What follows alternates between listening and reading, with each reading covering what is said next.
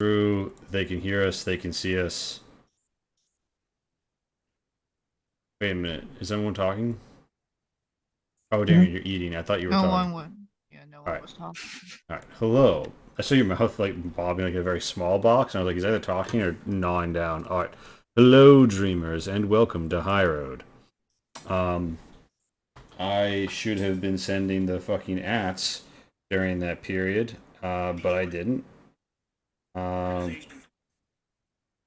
why the fuck can I not just open an app to tweet something about an app coming up? So, we last left our heroes with a teary goodbye on the matter of their companion, who has gone back through the portal to another world. And they are now left with the fact that they have completed a quest without ever talking to the dude who offered the quest to them. And they're not actually really sure what he wanted or how they felt about what he wanted.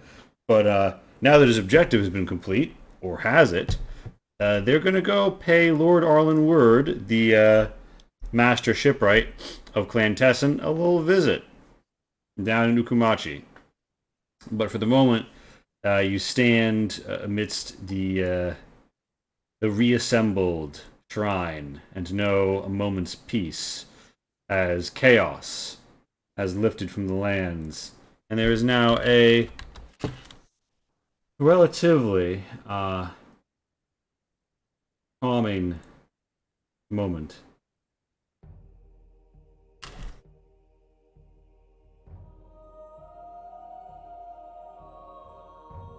The sign has rerouted itself, and the overall vibes are, somber but clean. You find yourselves in the midst of a deep, burbling swamp. What do you do? Tinto's gonna say that he's gonna miss that blue guy. Oh, Mhm.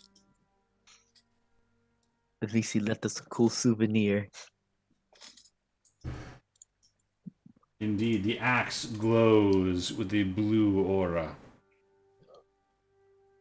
Ow. Can you even lift it?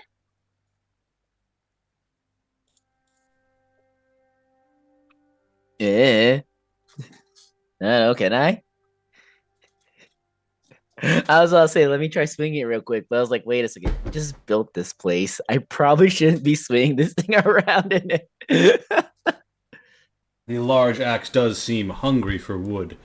You do manage to lift it, although it is a considerable weapon for a individual of small frame. It hangs, the haft itself, more or less, the length again of Tento's body. You see, if this was a great sword, I'd have a lot easier time using this.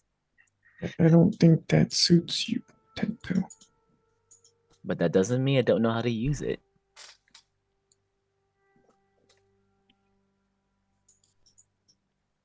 Oh, remember that time I was gonna use the greatsword in battle? Because of the envy thing? Then I broke it. I don't think I can break this. Can I? You could attempt to do so at your leisure. You've tried it before. You stand in a fairly tranquil shrine with a recently rooted spirit of the signpost happily in position. You do wonder after the structural stability of the place. Tento's gonna hand the axe back to Zion because pretty sure it can hold it better than he could. So I guess we're gonna just go visit that town now and say hi to the whatever his face was. Is it the same Think town so. that we sent the family to? Yes, Yes, it is. It right. is Yeah. still Okumachi. Okay. Well, I mean, if nothing else, we should probably make sure the family got there safely. Only things back to the person that she may have made fall out of the sky accidentally. What? What did you do? Nothing. Yeah, so do you find yourself heading that way?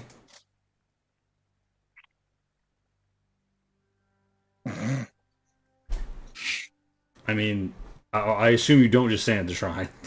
No, yeah. Sorry, No, I was we reading go. the group chat. Oh, you head out into the swamp.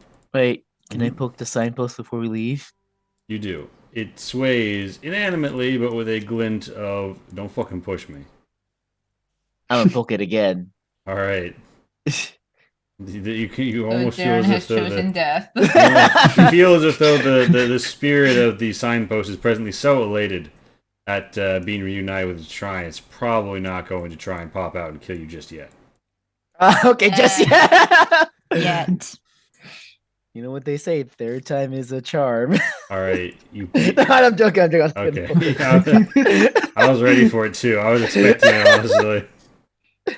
Perhaps Sento has grown, as he hits here, near death at 10 HP, badly wounded after being grabbed, burned, assaulted, and having the life sucked out of him and various curses visited upon him. He's like, you know what? Maybe I won't push it this one time. Would I be mad if I carved something into it? Probably. Scout, whatever you're thinking, probably. But It's probably not a good idea. I feel like Shade Mountain was here. Would that be inappropriate? Mm-hmm. I would think so. Scout. You are smart, Zion. So I think I'll take your Scout. advice on this. I think you're When right, Zion. Zion is better at social conduct than you. No. It's not about it being better. It's about it caring more than I do. There is a difference, Lonnie. Hmm. Whether I follow regular social conducts is different than me, actually doing them or knowing them. Sorry. So I could also just not follow the social conduct of healing you, right? I didn't say all that, but you are a strong and Let's independent. You're a strong, independent gnome, so you are able to do whatever you let's want to leave the do. vicinity and then I'll think about giving you a heal if you behave. I always behave. I don't know what you're talking about. You trundle on Can deeper into the swamp, yeah? Can I move? Hmm? I'll Yeah. eventually throw a heal or two at him. But still. Yes, you find yourselves in the swamp, and it is your oyster. Due to the south is the location where you can head down to Ukamachi. It's where you parted with everyone last time. So plus 12 plus 13. Amazing. That's half my health. Now I roll Yeah. high on my heels. Yes, you wave your hands, and a golden light washes over your compatriot. A lot of those Nixon cuts, sort of, like scab stopped- over into little wounds, and brighten up. The bruise is gone. My bleeding has stopped. The internal damage, I'm not so sure, but we'll find out when we find. Indeed. We'll see about that later. And imagine if a healer just healed the surface wounds, but Yeah, the internal that'd be bleeding. so bad. You'd have a bad fucking time. That'd arguably be worse. As you Were can you see, think you were as you okay? can see, I've healed this person. Still cough up blood. Oh, they're fine. As you can see, their skin It's is not probably broken. just shock. Yeah, it's probably just shocked No. being healed so quickly. They're amazed at how healthy they have become. So fortunate in such a short time. That'll be $10, please. But yeah. So you walk, and assuming you don't want to have like one last brew of a smuggler's cache or Draktar's abode, it is a 3-hour walk due south. Oh, do you think Drakkar kept anything cool in his little shed? Yeah, I just thought about that. He probably didn't. He seemed to live pretty light. It may have been a flavorful rock. I mean, I think he kept talking about shiny rocks that he would eat. Oh yeah, do we know where he's been throwing? Where he threw all his freaking money? You do Yeah, into recall the him. lake. Yeah, you do recall him saying that he threw a lot of it right into that pond in front of his house. Are we gonna go loot the pond? I'm not stopping you. Well, that's Can we that's a go? that's a question only you can answer. Wait, wait, wait, You're wait. about 2 hours into walking towards town. You're walking through the swamp. Like the brambles are hitting you. You remember nostalgically, oh, Draktar's house is an hour that way. Dot dot dot. And he threw all of his gold into the pond in front of his house. What time of Zion, day is it? Zion, can you magnetize yourself? It's like, slightly past noon. Can Zion do that? Can I Zion guess magnetize we have himself? time. I don't know. I can Can, Zion magnetize himself? can we go like magnet fishing with Zion? That's a great I mean, question. if Zion has a charge, you can make an electromagnet probably. I don't know. Probably. That's a thing. Were you not in science class? Mm. You make magnets with electricity and wires. Yeah, you can. But so yeah, do you guys take this diversion? Do you have the conversation like amongst yourselves in character, just stood there in the swamp?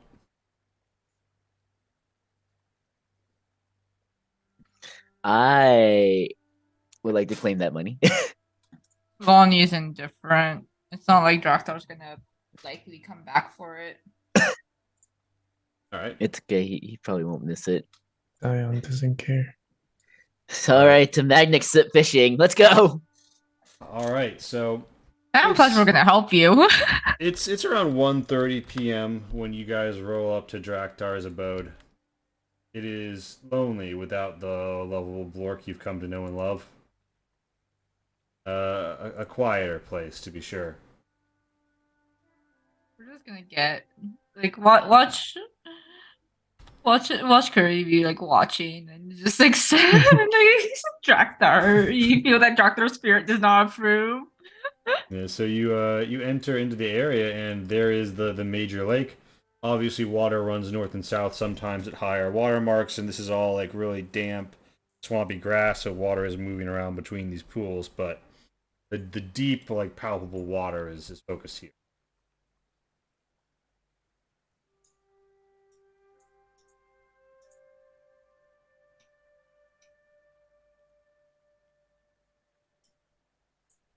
Um, what do I have left? What indeed? You stand by the tranquil burbling of the waters, and you almost feel as if the trees themselves have healed. The thick mists earlier traded for a vague distortion in the distance. It is still a gassy, steamy place, but it is calmer. First, I'm going to cast Cure Wounds on myself. You lay your hands upon yourself, and with a whirring white light stitches together some plates and a few things pop back into place. All right, 12.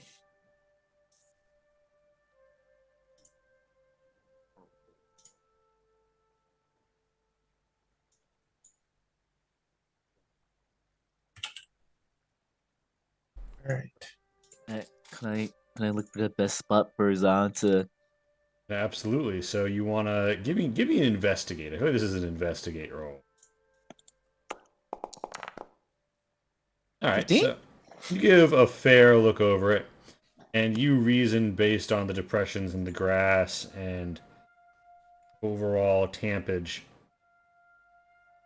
The throwing was probably done from either the balcony or under the balcony, and the natural shape and settle means that you're probably looking at most of the coins that are still here having sunk within, broadly speaking, this zone. Here's the Zion. If you want to look in that general area, that's where you find most of the shiny things. Okay, hold on. I'm going to cast Fairy Fire Hmm. right there. It lights up objects as well. That's a good point. Each object in a 20-foot cube That's within range cool. is outlined in blue, green, or violet light. Any creature in the area and supposed cast is also outlined in light if it fails a dexterity save. For the duration the objects are affected, creatures shed dim light in a 10-foot radius. Alright, so the thick green water becomes a light with what color? Violet. A violet light burns up from below. And what is your DC? Like 15. Several small fish become illumined as well, and they dart around between the waters, startled by the sudden light show. However, you can tell that there is Bass. a cluster towards the bottom center, where most of the violet seems to be coming from and reflecting particularly strongly.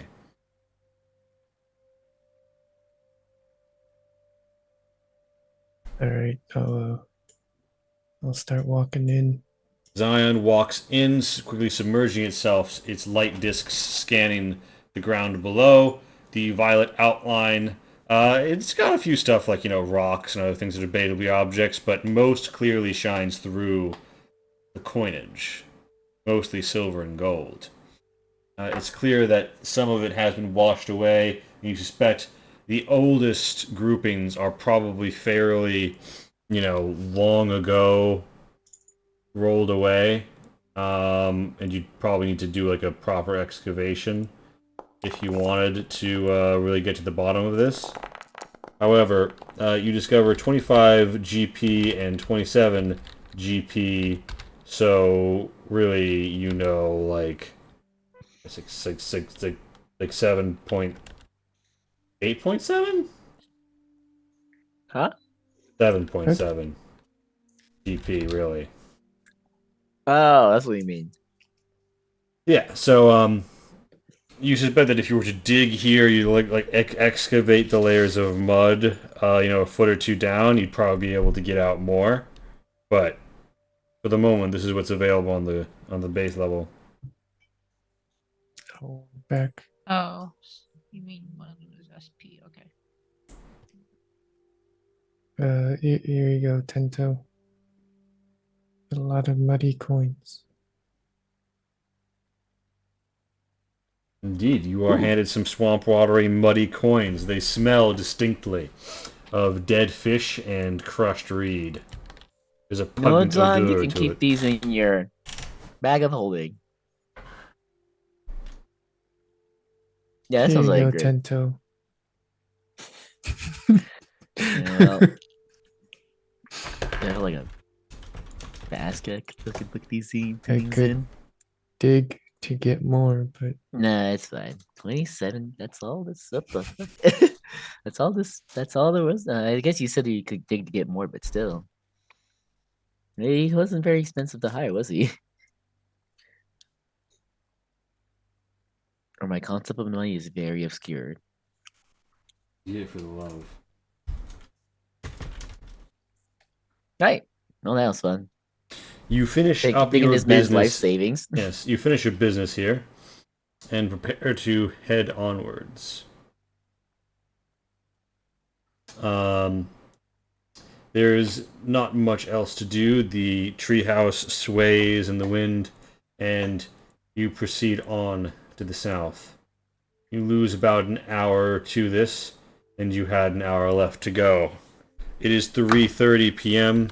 roughly, and the sun is still hanging fairly high in the sky as you make your way towards Ukumachi. Now, is imagination space. Okay. Imagination. Yeah, so you find yourself a wandering, and a wondering as you're a wandering. You see on the horizon a wooden palisaded town that you've seen in the distance before. The river runs through it, and there are vast struts and dockworks where there are dry dock construction efforts, but more than that, there are logging efforts presently not really in moving operation. There are camps of workers around them, and the town looks fairly packed. Several boats are idle in port, and there are some Tessan troops there beneath the black and blue banner of the Fan clan. As you approach, it is obvious that there is one structure in town elevated above the rest on a small, likely artificial hillock. It bears the banner of Clan Tessin and a local mon in same color beneath. Its form is that of a crane. Based on context clues, you assume this to be the hall of the local leader.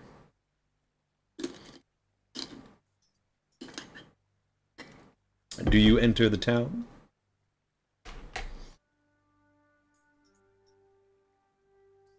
Yes. Boop doop doop doop. You walk up to the town. The streets bustle slightly. Not a hustle and bustle, but a bustle light, if you will. A bustle with ads. You find that there are a few eyes upon you. You're a strange group coming out of the swamp. Some people whisper, "Is that the shade of the mountain?" But nobody really seems willing to come bring it up to you directly.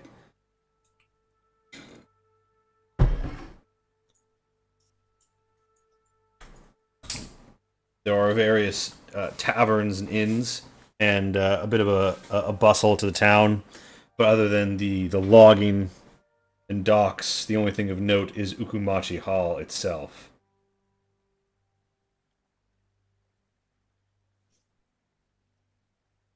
You overhear a porter talking to a guard saying, "Got livery for Lord Arlenwood."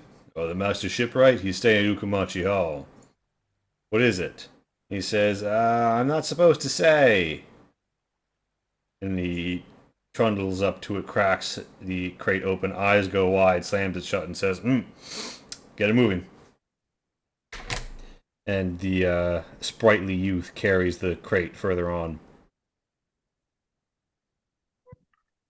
Now, was that a very like, oh, this is illegal as fuck kind of, yeah, keep going, or a Insight? probably shouldn't keep all this in one spot kind of like, Insight. yeah. A 2? Really? You got you definitely get the vibe that whatever it is, it's valuable. I'm so disappointed. That should just been a one that made my life easier. Okay. Ooh, something valuable in there. Interesting, interesting. It's going to the captain. Interesting, interesting. Yeah, so do you head on towards Ukumachi Hall? Do you seek out the family that you redirected here after, saving their life's savings? What's your present play? I guess our best bet would be to go talk to the family and have them vouch for our, Deeds. yeah. You know, that might put the family under some heat because of where they're trying to transport. But I guess we don't have to tell them that part. Yeah. They should see. Well, if nothing else, we can point them towards the cave with the. What were they? They weren't gaki. Corpse eater things. The Ghoul Cave? Yeah, the ghouls. Those bodies still there? Are they gonna be there? Pretty sure shit decomposes quicker in the swamp. There are a few peasants in here, as well as a commoner tending bar. This is an inn, and it is the same inn that you've been told the family was going to be directed towards. And you do, in fact, find huddled in a corner, very elated. May, Vorton, and Della and Justa around with the father, and he's very excited to see. Icon? He's very excited to see you, and he waves you over. Friends! My goodness! It's you! My heroes, please! Come! Sit! Sit with us! Some people kind of start to, like, look over, like, hmm? And, yeah, there's a table in the corner as, like, Daddy, those are the people who saved us. I know! Oh, what a sight for sore eyes. What a benediction. I waited in town, knowing you would come out. Please sit with us. And there's a picture of what is probably some very watered down beer on the table and some grains. And they offer you some porridge that they've been supping on. And they say, "Please come, come. It is a great honor to have received your assistance. I must thank you." And he says, "Innkeeper, innkeeper, wine, please." And he says, "Do you have wine money?" He says, "Oh, I'm good for it. Put it on the tab." The commoner shrugs and You brings have wine over a nondescript glass bottle, which he Can I drops on the insight ground. check that? Yeah, you can insight check that. I mean, we gave him like 30 gold, didn't we? Oh right, we did give them money. Oh unless that wine is like 10 gold a pop. damn, it was almost an 18. Well, I will say this. Well, I did have 30. You did help some of the Teichstein get where it was going. Oh, it was for the smugglers? You helped some of it get to him. Oh. All right. Sorry, it's been a bit. So now I'm questioning it. I'm like, oh. But yeah, so he is very chuffed to have you here with him. And he asks, "Tell me, what news? What has happened in the swamp? They say that there is almost a change in the air, and the fog is cleared." I'll let our priest right here explain what happened. He points at Lonnie. He turns with full excitement and says, "Oh, of course. A person of the cloth here to deliver us from the terrible Sunde of that bleak swamp." Is it diegetic? Does Tento start laughing hysterically? No, well, he starts like try to like cover her laughter. Mm-hmm. And Justa, one of the children, goes, "What's so funny?" Nothing, child. It's just our priest told us a funny joke recently, and I'm just remembering it. And the mom says, "We shouldn't laugh at religion now, dear friend. I'm sure your priestess here takes her job very seriously." Oh yeah, I know she does. Priest of the cloth and all that. Absolutely. And yeah, May's like, "I want to be just like you when I grow up." Or, to your level. And she kind of like reaches out her hand, indicating she's more or less already Lonnie height. Ooh, you got a sense of humor. You're already halfway there. Oh, he claps his arm on the back. He says, "Yes, please forgive them. They are very rambunctious youths. But I'm just glad we're all back together again, And Lonnie's just gonna cast some druidcraft and just make Tento smell a little bit like a skunk. everyone kind of like do the looks same over thing. like, you can. I mean, technically speaking, yes, you have druidcraft.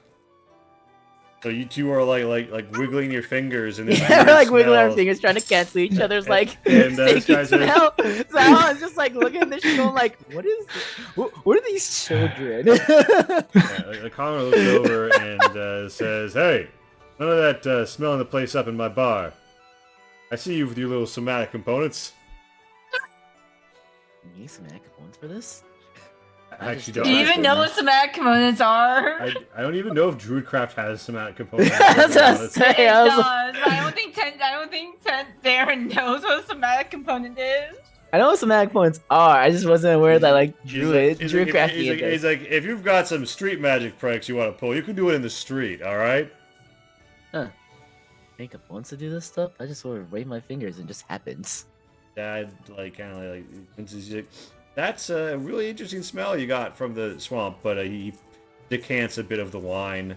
Lonnie's just gonna instead just minor illusion some literal bunny ears on Tento. Funny! The children are very amused. The wine, it looks like a fairly clear, but like vaguely pinkish liquid.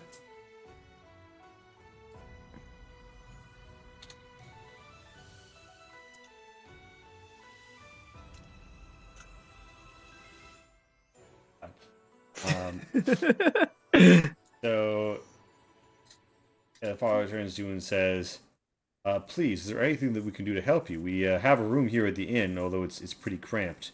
Thanks to your decisive intervention, I'm looking at maybe taking my family on not north, all things considered. That's probably And the best bet. Della says, oh, we shouldn't bother them with such decisions, dear. And he's like, well, I mean, I'm just, we really seem to have things together.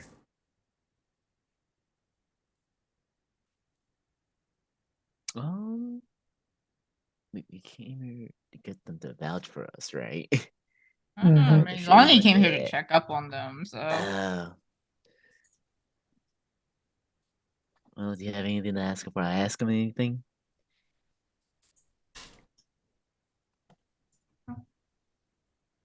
Were we also heading north? Was the north the library as well, or? Mirko, the city of Mirko is where the public library is.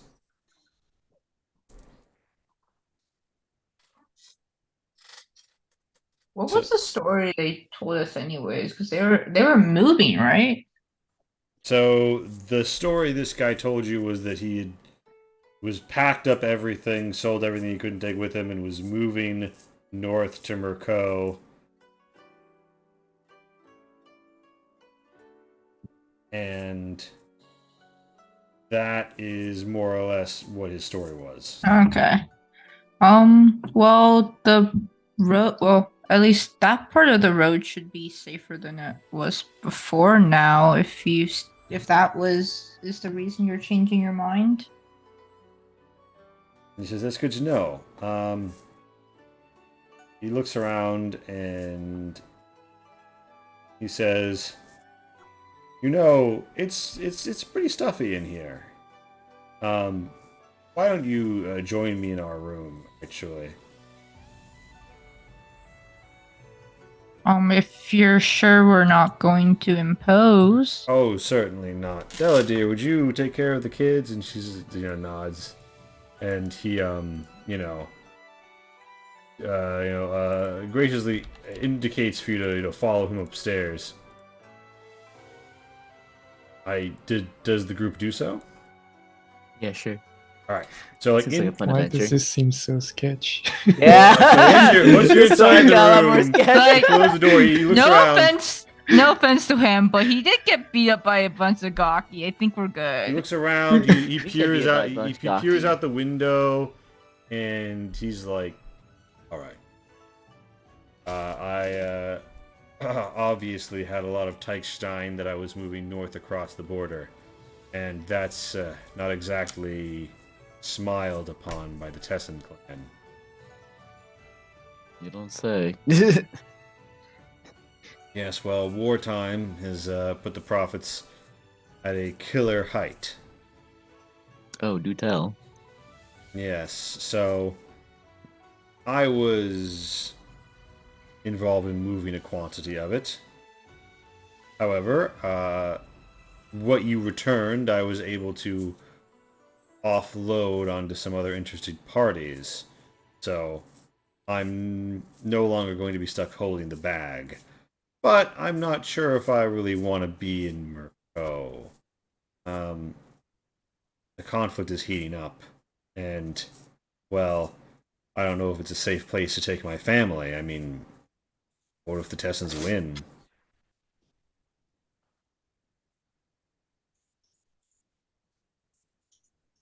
Do you have another place in mind where you could take them? And he says, "Well, the swamp is pretty nice, but we're also pretty close to the frontier. So I was thinking maybe somewhere a little bit further south, but I hadn't made up my mind yet. I thought we might charter a boat, but with all the piracy and raids going on, that doesn't feel safe either, and my luck's just been so rotten."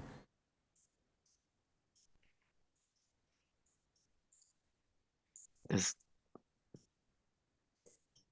out of curiosity, what else do you do besides, well, smuggle?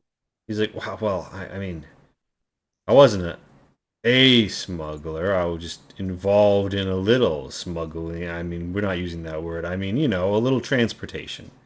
Um, well, I used to be an olive tree farmer, but you know, uh, during the conflict with Horn and all the bandits and after the war, my olive grove mostly burned down. And olive trees take decades to reach maturity, so I couldn't exactly go back to farming. And I had some potatoes I grew as well, but that's you can't really make a living off of potato farming, unless you've got a lot of potatoes, I guess. But yeah, with my trees spent, no more olives, no more oil. I needed to look for a new future to give my family. I thought maybe we could, move to the city and find some work there. Are I might be wrong, but are you not a fan of Clan Tessin? Are you trying to get out of He's the like, territory? says, well, I don't care too much one way or the other about politics. That's probably why Horn burned my olive orchard, honestly. I'm fine with Okay. whoever is in charge, I just don't like war. I don't want violence and destruction and uncertainty hanging over my children. I want to take them someplace safe. And Safu province has the problem where if the Duchess wins, she could push in here and we could have more war. And if Tessin clan wins, they'll push into at least Murko. The war in Cathadak has ended, so I don't think they're exactly keen on getting into any more conflict in the future. He thinks about it. He says, Cathadak. They Every- are still recovering those. But I'll bet that means it's probably pretty cheap to buy a farm. Probably. He thinks about it and he's like, and you think Cathadak's a nice place to live? Settle down, raise a family? What's the land like? Do you see any good farms there? Very healthy grass, a fertile soil, clean Was water. there? Does Uh, everyone Oh, live there in- was there was a lot of pollution. I mean, to be fair, you were in the most polluted parts of Cathadak. You're vaguely aware that it's not as bad out east. With a farmer of your talent They're would be able to fixing probably that, spot right? the perfect land over there. He's like, that's true. And the nobles of the hearth, the Aurorii, tell me, how are they? Everyone describes Cathadak as a place of crime and Wait. bandits. But What was the one town with the like they had apple trees and stuff, and that was like a whole ooh, conflict. yeah. Guess what? I in fact can bring up the map of Cathadak, and we can look at exactly what the name is because I know exactly what you're talking about. Oh yeah. Yes, far and away in western Cathadak is the town of Tordon. And Tordon in particular is a town of many apple orchards. And they produce a hearty cider there. Out in western Cathadak, closer to the ice melt of the mountains with purer water and fertile fields. Oh yeah, that's right. We got They were. What was the conflict with that land? Because I think they were gonna give some of it back to some people, right? yeah, something about a horn or something like that. There But was, there was like a bit of a territorial dispute that you guys managed to settle. Some of the orchards are no longer. Some of the orchard land was given back. Some of the outlying lands were returned to the Reed Riders. there you go, Reed Riders. That's what their name was. Yeah. It did suffer from pollution recently, although there are still some Ooh. lands that are that seem to be doing well. I do think that the druids' presence are fairly heavy, is heavier there though, if that's an issue. He says, "Well, I've never met a druid I didn't like. Maybe things would be alright if we lived out there, yeah. Well, if you think Cathadak will be safe from war, then maybe that's the place to go.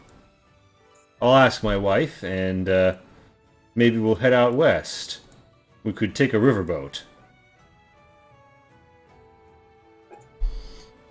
And with that, Dad's like, "Well, yes. Of course, I would appreciate you not letting anybody know I was moving any cargo. Officially, I was just taking my family. But please, let me know if there's anything I or my family can ever do for you." Well, you could help us, cause we're gonna go visit the what's his face, Lord Arlen Word. Roller Ironward, and we kind of be real handy as someone who could vouch for all the stuff that we did. It's like, "Oh, of course, I'd be happy to vouch for everything that you've done. I'm but a humble farmer, but Yeah, you are. but I'd be happy to tell them. Happy to tell them all about what you've done." Sounds good to me. Yep, we're just gonna make a quick stop there, and yeah, right. That's all we need to do. Just make a quick stop there, tell them to stop doing this shit, and etc. etc. And we're hoping it's a quick stop.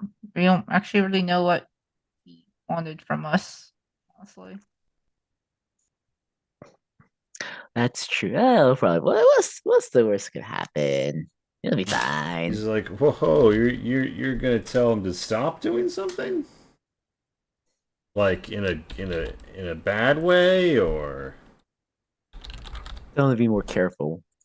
oh, well, Just swamps do have its dangers, but usually the undead are not one of them.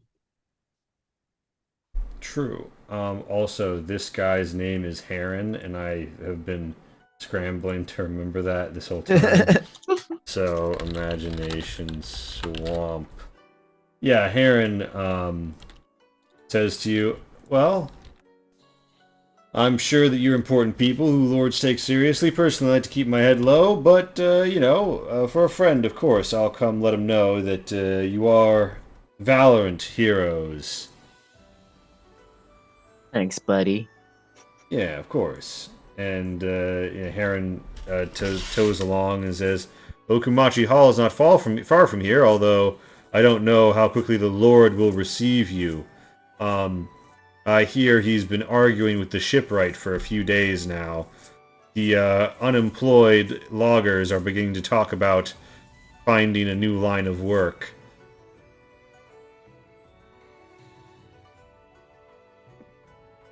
Like what? Oh, like in a different area. Okay, like a new line of work for loggers. Like, what'd you expect to happen? Right. Well, let's get to it then. He nods, and so he kisses his wife on the cheek, and he's like, "I'll just be off for a moment, honey. our friends here had some great advice for me. I'd love to talk to you about soon. She peeks up, and the kid's like, "Yay!" And then one of them says, "I want to be able to make things stink with my hands," and just like those two. And What you do, Lonnie? the mom is clearly like, "Oh, jeez, fucking," but you know she doesn't say anything. No, they said you too. As in You know, as a multiple. person of the cloth, you should not do such things in front of children. Aaron gives a hearty laugh and says, "Oh, I can tell you have very well-meaning, kind-hearted, interrelated banter between one another. How endearing." And, Yep, kind-hearted. Did you guys head over to Well-meaning. Ukamachi? Yeah. Nope. Rain and the Yeah. healer's salt. The average, like, quote-unquote guard that you see is basically just a peasant with a stick. Holy Or a crap. club. Most of the people here who are, and like they might vaguely be wearing something blue, but you know, it's not like a properly uniformed soldier or anything. And they mostly look like vaguely upgraded town watch. You know what I mean? Like someone gave them a quote unquote uniform and told them to patrol. A handful of actually competent looking, but generally on the slightly too old or slightly too young side, Ritters in real armor hang around the hall. You approach, and one of them recognizes you and says, "Oh, Cabancho! I remember you from my days serving with Garyon. You must be the Shade of the Mountain." He's an older gentleman. He kind of like rubs his brow and he says, "What brings you here?" "Oh, didn't the shipwright say he was expecting them?" And a guard says, "Yes, he said he was expecting the Shade of the Mountain, that he invited them." "Oh, wonderful! I'm sure Lord Arlen Word will see you right away." And Watcher knew other people besides us. yeah, and He's gonna just whisper that to Lonnie. he gesticulates, and the herald gives a cry, and before too long, you are ushered in with Heron, walking in also with a machine with no name and the like. Two Ritters, you know, taking a position by some pillars, and you guys see across a large open Aurori hearth, there are two dudes sitting at the far end of the hall, kind of getting into it, but clearly readjusting themselves. One of them, wearing something more sea blue fit, is clearly a lord of some sort, and he steps forward and says, "I welcome you, Shade of the Mountain, to Kumachi Hall. I am Haruki Numachi, and this is my guest, Master Shipwright Lord Arlen Word." And Lord Arlen Word pops up and says, "Of course, it is a pleasure, and a great deal of pleasure to see all of you." And Haruki says, "Now, if you would be so kind as to state your business here."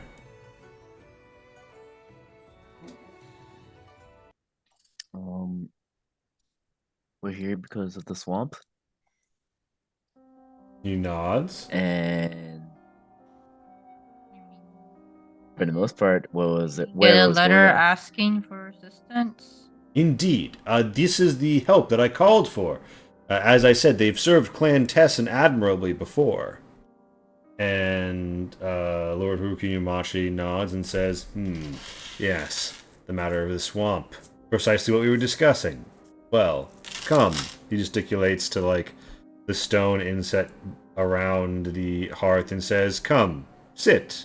Be welcome in my hall. If you are a friend of Clan Tessin's, then you are a friend of mine. For I am a loyal and dutiful vassal."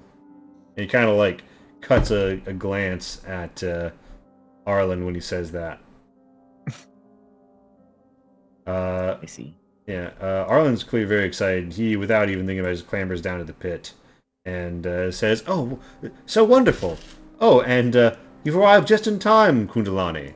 And he kind of like claps his hands, and a commoner sort of pulls out a crate you guys have seen before, and he vaguely pops the lid on it, and you see a blue-purple glitter. What is that? It is. Do I have any inkling of what this might be? It doesn't take too long of a look to tell. It is diamond. It looks like, in fact, maybe 600 GP worth of diamond. Oh yeah, you right, did it's ask this about this, guy. didn't you? And Lord Arlenward gesticulates, says, "Come, let us sit and discuss the matter of shipwrightery and what has gone ship wrong with the swamp." And Haruki kind of like rolls his eyes and says, "Yes, that does not stand on ceremony." And he rises from where he's kneeling on his cushion and comes and sits around the hearth, and again gesticulates for you to come and join him. One of the Ritters says, "Druid, we have a no wolves inside the hall policy."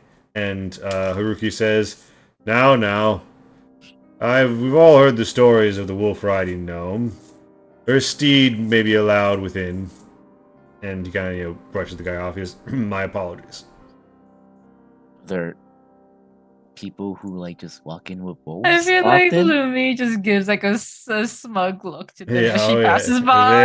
very smug Why Lumi is with the that a tongue out. policy? Does this happen often? And the People Ritter, just like walk in with wolves? the Ritter says, "We had some animal incidents before the wall went up." Oh, okay. Sorry, I was just curious. It's just such a particular rule. Yes, Lord Haruki says, "Yes, well, it was a long time ago. I think that druid, well, I haven't seen him in the past 10 years. Anyway, come. And you guys come sit around the low stone center around the hearth.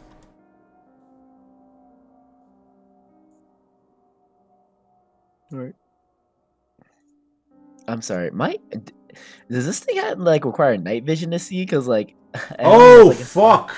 No! I didn't turn on the sun! I'm just in I the didn't dark. turn on the sun. Fog exploration. I'm just in the dark here. I'm like, huh, Light this is masking, strange. How is it supposed global to be like this? illumination. Yeah, how I was about a little now? confused. How about now? Yeah. Maybe that's can the see- real I reason they can don't see. allow wolves in, because they're worried about what they do in the dark. Alright. Yeah. So with the sun during, yeah. So the light gray is like a seating area, and the darker gray is like a fire pit, more or less, like a big hearth that could be used for cooking a lot of food. Like you could sit around the food as it cooks, you can talk and such. It's a fairly significant pit. I presume Kabancho rolls up. Zion, I don't know if you do. The machine of no name is probably just going to hang back unless given an order. One of the ridders says, "I've never seen anyone in such heavy armor, especially in a swamp." And they like are clearly looking up and down the machine of no name and Zion approvingly. How can you maneuver in that? They ask. I just do. He gives an approving nod. See how manly this man is.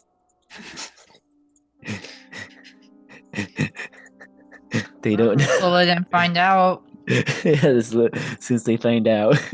Yeah, the sat around the in Zion. Do you join around the circle?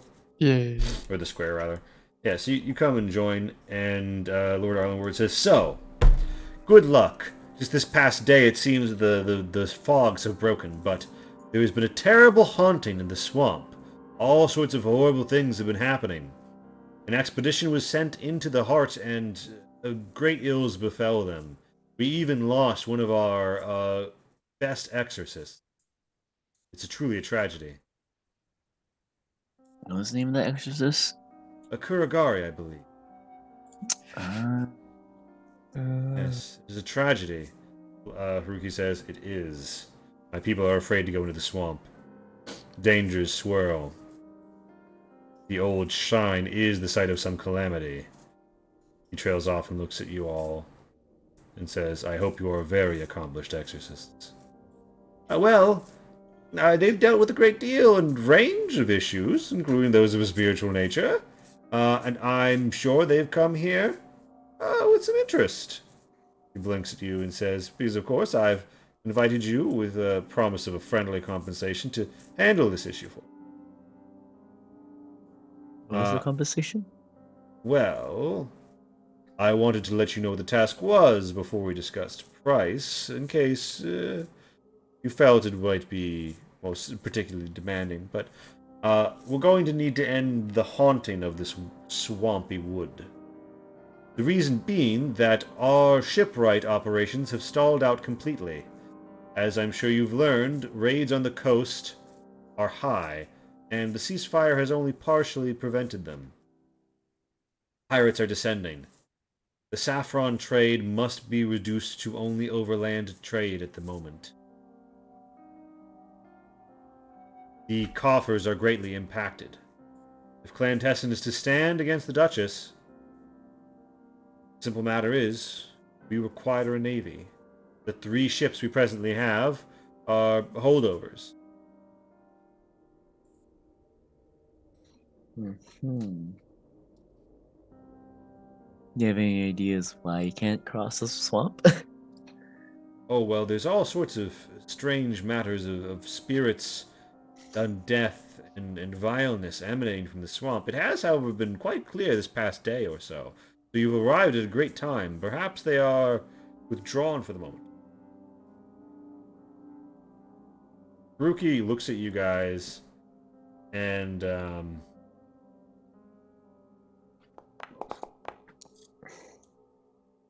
he's eyes kind of foot over you and says, "Wouldn't happen to know anything about the situation, would you? My men reported a strange group leaving the swamp from the north. That wouldn't happen to have been you, would it?" He looks, you know, Leave from the north. you arrived from north, though. Oh. I I'm sorry, what realized did you say, Casey? What? I fucked up how I said it. So Oh, okay. sorry, he would have said arriving from the north. Uh, So he's looking over Well. you like, say, what do you wouldn't happen to know anything about the situation, would you? Well, we recently arrived in this area. Quite recently, we mean a couple of days, but they don't need to know that. Yeah, give me a deception roll. You're not technically lying, but I'll give you advantage for technically telling the truth. Technically telling the truth. I mean, it was recent. It was recent. That's the best way to tell the truth. Technically, tell the truth. Yeah, Haruki kind of arches a brow and says, "You will forgive me, but are you wearing your priestess robes? No, I don't have a reason You will forgive me, O Ranger, if I remark upon the fact that you bear But you the just call mud her of a the swamp." ranger? Yeah. He was like, I mean, she's got an animal companion, Oh my He's god. I'm gonna start using that too. Holy shit. Uh, Thank you. What class is Lonnie not gonna get mistaken for? If she starts carrying around a sword, she doesn't already have a shield. Is she gonna become a fighter next? maybe Yeah, right. you have to find out. Rogue, we haven't gotten rogue. Holy shit, man. I'm gonna start using that. Thanks. And he says, forgive me, have I mistaken your and or Arlen No, word? no, Cuts in she's and a says ranger. she's a druid.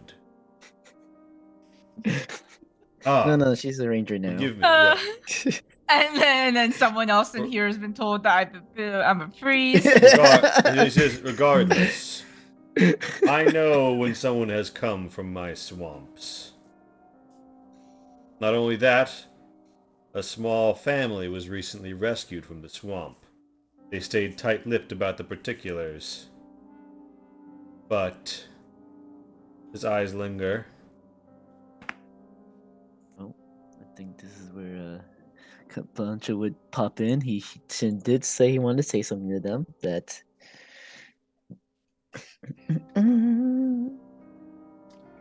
That yes, we already fixed the problem. That was us.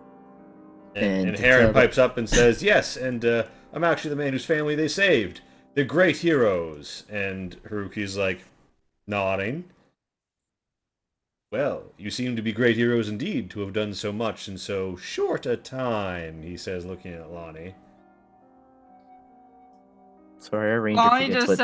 Lonnie just Sorry. shrugs like time is relative. As I say, sorry, our ranger here forgets what time is sometimes. I see. She's very special.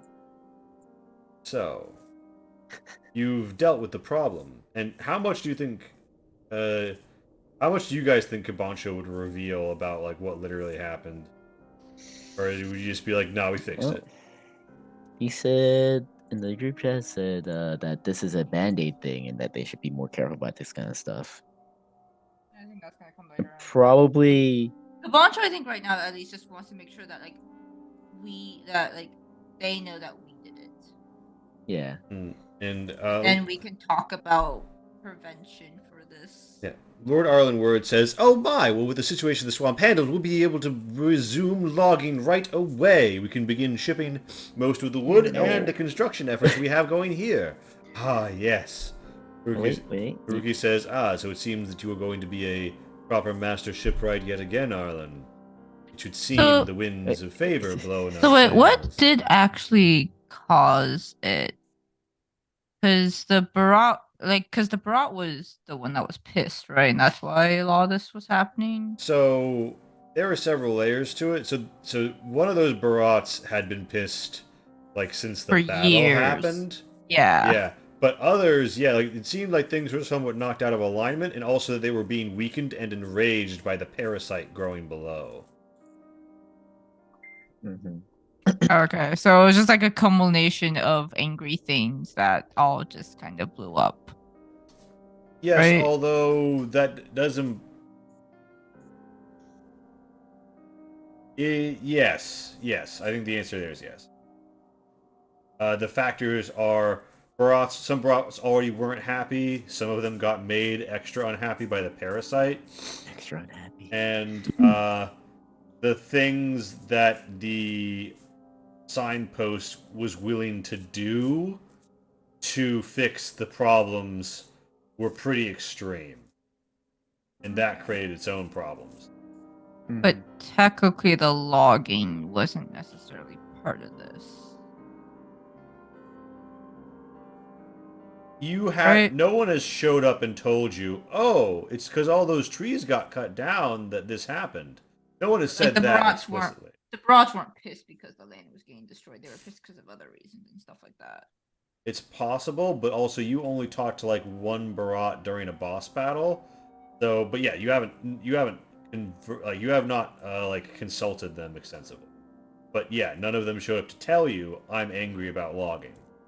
Okay.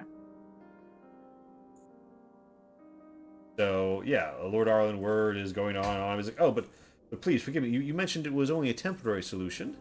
Well, what long term is going to need to be done to maintain this? Could you tell me a little bit more about the issues?" And Haruki says, "Yes, we would love to know about the particulars." Well, it seemed like the land was well. A lot of the problems were caused by some angry brats, and it seems like the land was damaged recently. And says, "Ooh."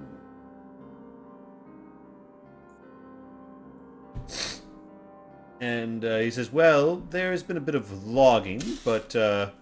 And Haruki says, "There's always been logging here, although we have stepped up the operation." He looks over at Arlen Word, and Lord Arlen Word says, "But I assure you, this fine swamp wood is of such great and unrotting character. Yes, I see how that could be an issue, but are you suggesting that we might need to reduce our wood logging quotas?"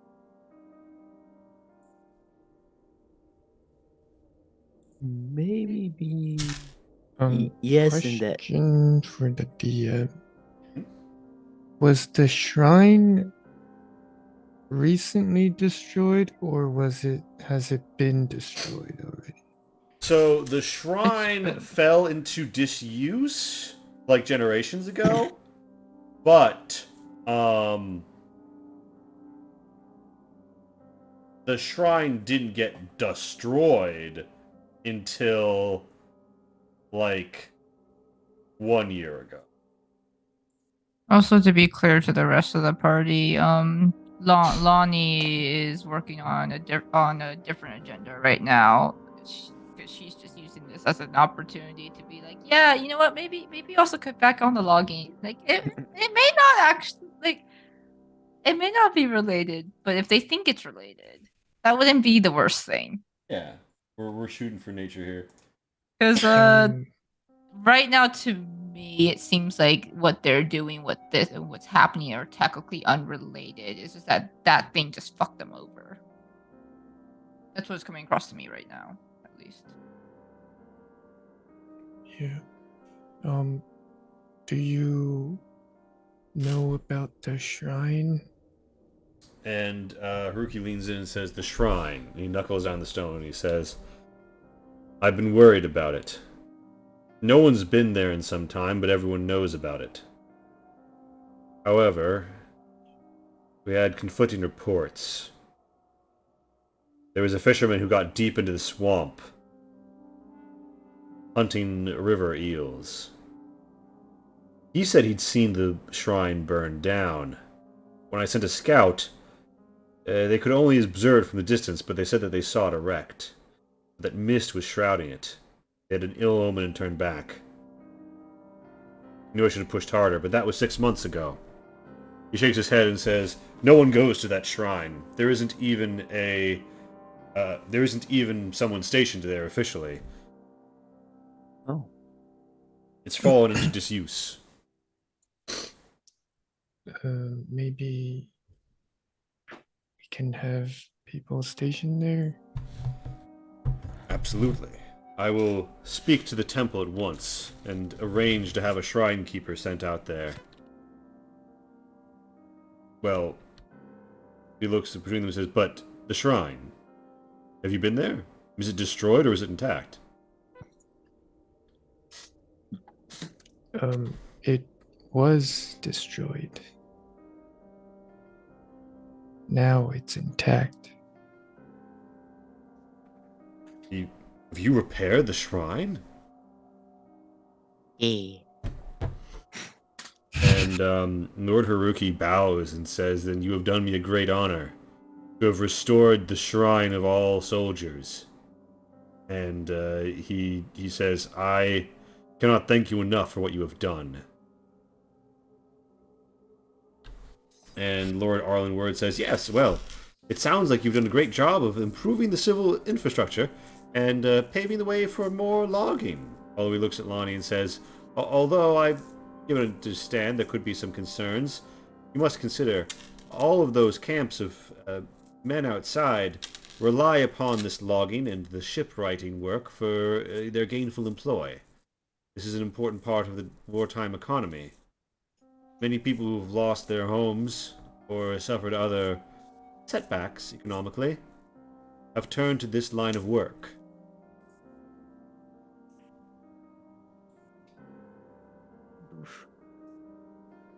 Haruki also says, "And they can't import enough lumber to handle what they're talking about doing, especially with the water closed off. Yes, a new generation of warship will be born on these shores. We just need a bit more of the swamp's wood. But we can work on doing it in a sustainable way." Are you at least planting what you've cut down? "Oh, of course, we've been replanting. In fact, I intend for this swamp to be the long-term source of wood that sustains the Tessan naval empire."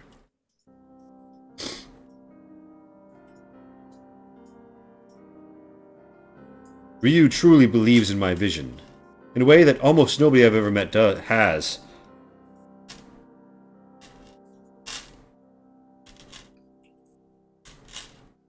And he kind of stares up starrily and says, "My education is finally being put to use.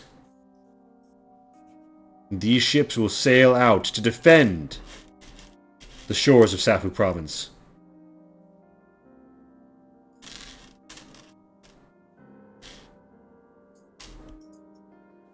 Haruki says, "Yes, that's the sailing is very important, and so are the ships. But more importantly, you restored the shrine. It's whole now." Mm-hmm.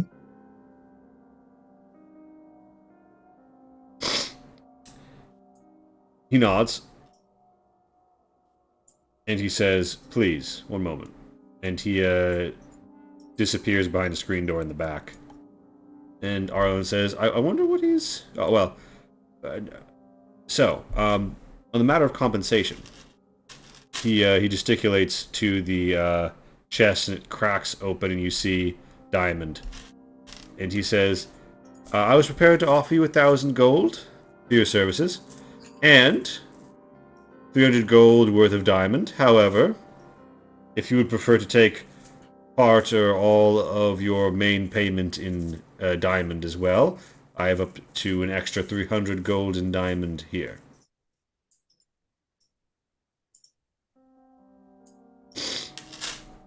Zion looks at Lonnie.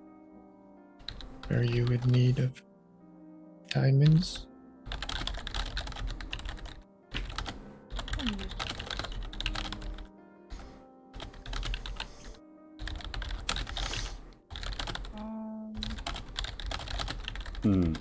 I think I'm fine with just 1,000 gold and half of those diamonds. Yeah. Well, Arlen Word nods and says, "Very good, very good." And if you would be so, if it is not too much to intrude, where do you suspect that you will be campaigning this coming season, if indeed you intend to take to the field? I know you spent the spring in Cathadak. There's presently a truce in the north, but your services could be invaluable and well rewarded.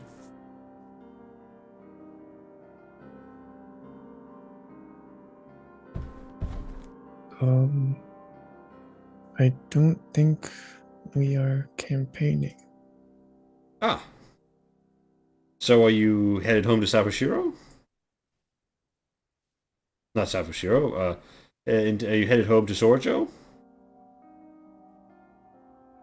We got a thing to do up north. Oh my! You wouldn't happen to be passing across the line, would you? Wait, sorry, are they asking where to deliver this? They're asking where you're going. He's trying to like poke at like, what are you doing next?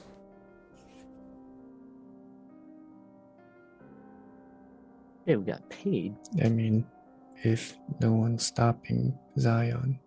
Or What? What are we doing? I'm sorry. I just got back. they're being a little nosy, it seems, about where we're going next. I don't know why. I don't have a First off, why. that's none of your business what we do next. We took care of your business.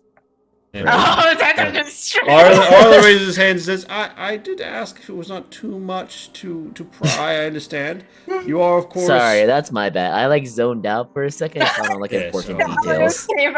You are, of course, a very skilled group of individuals, and Tessin Clan, I feel I can extend on behalf of my liege, great thanks from Tessin Clan to you for, again, serving so virtuously. And stepping back into the room, Haruki has a cloth belt with what appears to be a wave pattern. A cloth belt with a teal wave pattern. And his vassals are shocked. And he says, "Tell me, which one of you fixed the shrine?" I'll point at Lonnie, the ranger. It was a group effort. And he says, "There is no need to be humble." And he extends and offers the cloth belt. And he says, "I would bid you to take this, an artifact of my house. You have done us an inestimable service, the kind of which has not been seen in many generations." Well, it was a group effort between us and also Like, just accept the damn belt. spirit. A spirit of the Sornetto? Oh. Oh, you're right. Yeah, Arlen could like crops his head and says, "A spirit was it? Oh, yes, was it of the Sornetto or?" some entity that you contracted with or summoned, or something we should worry about, or It seemed like a combination of well, correct me if I'm fully misremembering this. Seemed like a combination of some leftover emotions that just took residence in the signpost.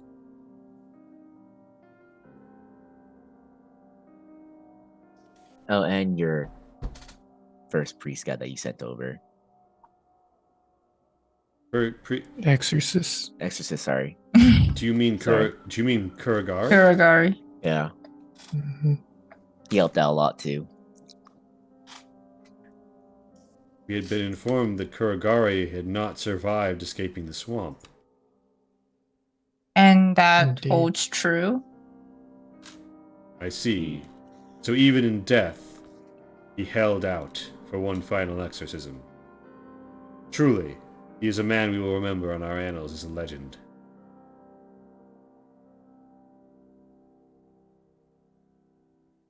Yeah, Hiroki's kind of like not sure to present the belt to at this point, but he says, "You have my thanks, and you will always have a friend here among the Numachi family." I'll just take the bell and say Is thank that you. is that name like an important name that Lonnie would know? You can hit me with a Is history if that you want. religiously? Is that like religiously tied or something? You can hit me with a religion if you want. And yeah, Tento, upon inspection, the belt appears to purify any liquids consumed by or touching the person wearing it. The belt can be wrapped around objects up to 5 feet wide. The belt will never come undone by the force of liquid alone. Does not require attunement. Alright. Lonnie. Well, if it does have religious significance, you don't fucking know it. You can roll me a history as well. It's your redemption arc. Let's He go. presents it to Tento and says, Look, I used up all my high rolls on your heels. Okay, I blame the you. shade of the mountain will always That's fine. have a friend in me. Yeah, I mean, And friends are nice. the Numachi have been a family that reigned out of this little town at the southern tip of the swamp for a long time. He's definitely one of the old Safu clan vassals who came over to Clan Tessin. Zion, you would know that the Numachi family used to have deeper ties with the greater area and Yoitara village and the swamp, but raids and time and the loss of knowledge and relations have rendered them less connected to the land and more just regular vassals. They still pay homage to those traditions, and that's part of why they have this magical belt that you've been given. Ooh.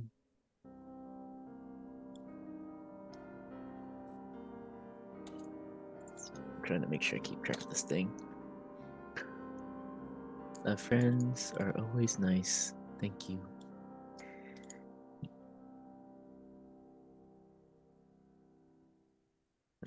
So, I think we'll be on our way now. yeah, Haruki is happy and says, "Well then, we will resume logging at once."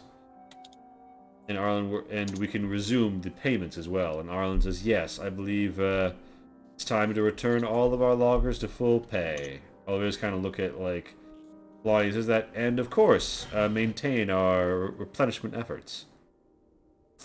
And if you have any contacts with Kusagari's remaining relatives, then he did play a vital part. He didn't have any family left. I thought he did. He just already cut ties with them because they were prepared for his death. His Oh, really? untoward. I misunderstood. I thought he said that he didn't have any more family. Or he cut ties with all of them, yeah. It seemed like he didn't necessarily like they were all ready. Yeah, so it won't like he didn't necessarily have like no, give this last message to them kind of thing because kind of clear that he would die at some point. You just look at that. Okay, cool. At least that's the impression I got. So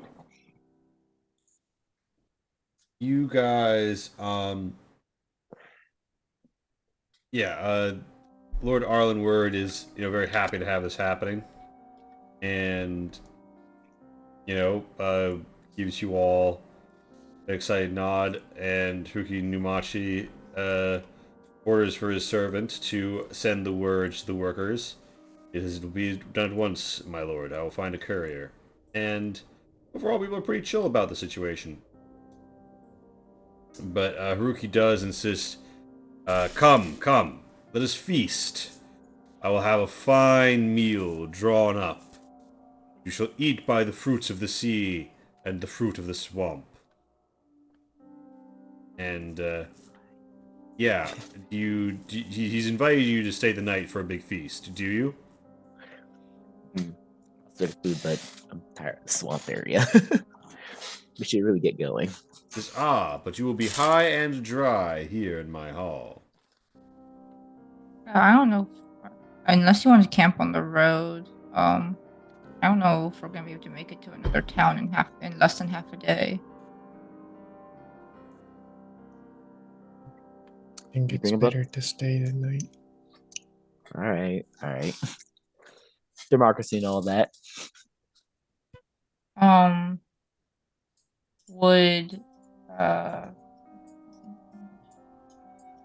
Would Heron and his family be invited? Of course. Let them come in and eat and drink and make merry. I extend this to you as if though you were my own flesh and blood. Of course, bring your guests. Alan says, "Ooh, a party! How lovely!" And, Okay.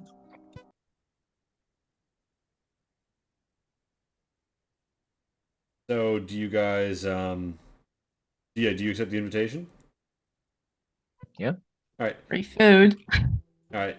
The feast will begin in, an hour or two.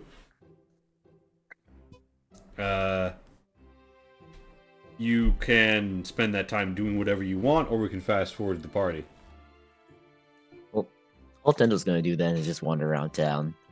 Unless something significant shows up while he's wandering, that's just all he's gonna do. Mm-hmm. I feel like we were running low on potions, correct? Like, namely, you and Caponcho's not here, but you and Zion, because from what I remember, it's like you guys drink your last potion. I think I did indeed. Yeah, Ollie's gonna go look for potions then. Alright, so there is Zion still has a couple. Really? Okay. Yep. Well, Lonnie knows that Scout is out, so thank God does he need it the most. What are you talking about? You see your health compared to everyone else's? Hey, my health was pretty full for like. So you find a bog witch, who is Witch. yeah you encounter a bog witch who is down to do business. She has 12 healing potions and 2 greater healing potions available. Her prices being 50 GP and 250 GP respectively.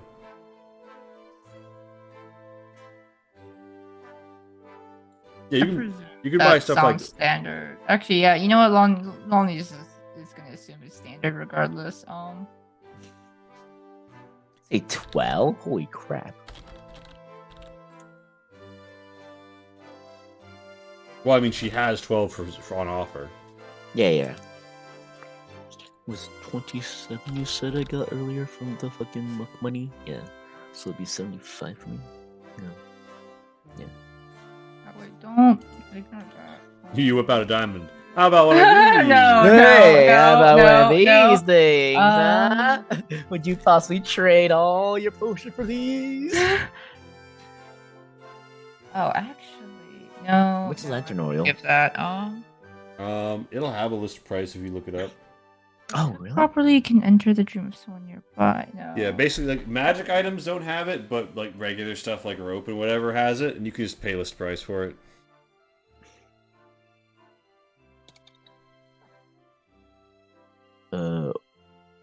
Oh, how much of the bone glass stuff do we get? The magic bone I glass. want to stuff. say 10 pounds, and then you guys divide it amongst yourselves. I have 10 pounds listed in my bag of holding. Real quick, Are you keeping all of that or? are I oil don't know. flasks and You can lantern use them. oil separate things? I think that you can use an oil flask to fuel your lantern. Okay, I just want to make sure because I wasn't aware there was actually a button for this or a label for this thing. How much would you have given to the party, Zion? I think Kabancho and I were How much interested you in. want? I'm just gonna guess I took 2. I'm just gonna throw out. I took 2 pounds. I guess that sounds good number to take. Lonnie's gonna pull that out and like just a little bit of it out and see if she's interested in bartering. All right. Her eyes light up, and she is a clank, clank, clank, and she's offering you 4 potions per 1 pound of the bone glass. I'm just gonna have to tuck it in 10. 4 things normal of oil flasks. potions. Yep.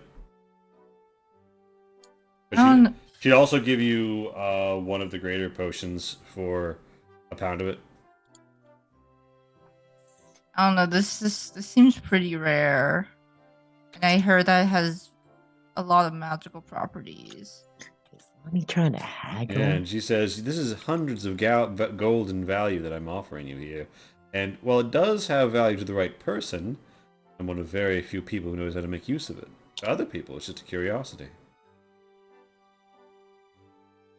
So I know that you would find it quite valuable. She says, "Fair enough." One of the greater healing and one of the normal ones for a pound. Deal. Okay, yeah, I'll take that. All right, so you give one of the pounds, and you get 4 regulars and 1 greater. Yeah, and then I will pay another 300 for the other greater healing and a regular. You had that much money?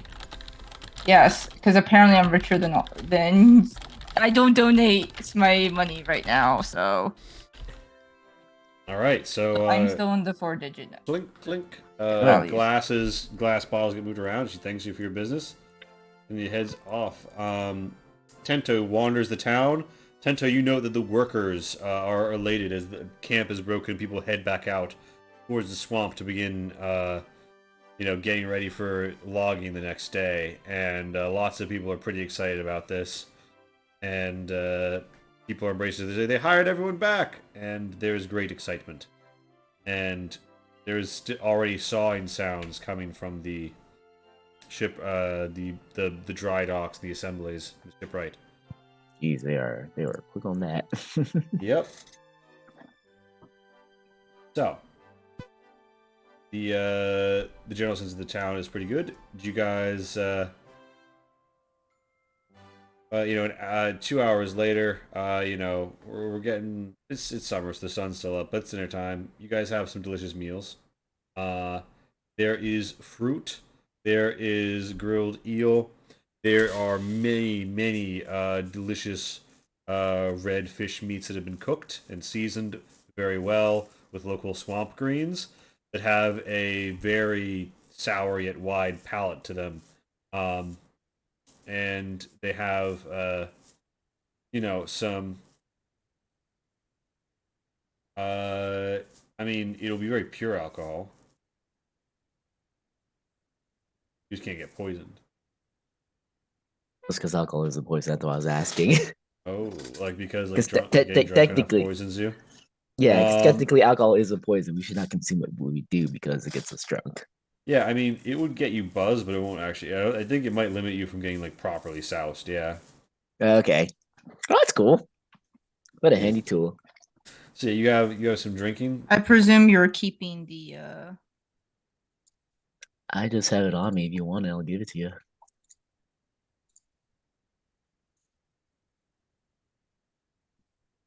Yeah. So they bring forth a great host, and of course the family comes out, and everybody has a fine time. And there is much feasting, and yeah, overall, very well received. Haruki's wife is also in attendance, and everybody has a great time during the festivities. You know, Arlen Word gets the word in and is very happy to be sitting with you. And yeah, you know, Lumi gets a little bowl of milk brought, and she laps it up. Darren, Yeah. look at chat. Oh, cool. You Got some are juice. very well fed and feasted. And yeah, it's just overall a very pleasing time. At the end of the night's festivities, there's been some drinking, some song, and some dancing. And you feel as if though you're quite heartily rested up. The next day comes early with the crowing of the cock, but also the sawing of the wood. You are, you know, once again in the hall. Lord Arlen Word is out overseeing construction, so it's just Haruki and his wife chilling in the hall. There are side rooms that were available to you. You have a nice time on the floor beds and awaken in the morning refreshed. Yay. Yes, Lord Haruki Numachi says, remember, you always have hospitality here in my hall. Oh, I'm assuming we took a long rest. Yeah, you get a long rest out of that. Cool. I'm healed. I'm alive. Yeah. Main reason I'm asking Darren is did you put it in your inventory or does someone else need to put it in their inventory so we remember what it is? I have in my inventory. I have all the text on it too. So if you Okay, do cool. want it, I can just copy paste it for you. Cool. Mm-hmm. And then I have 1 pound of bone glass left.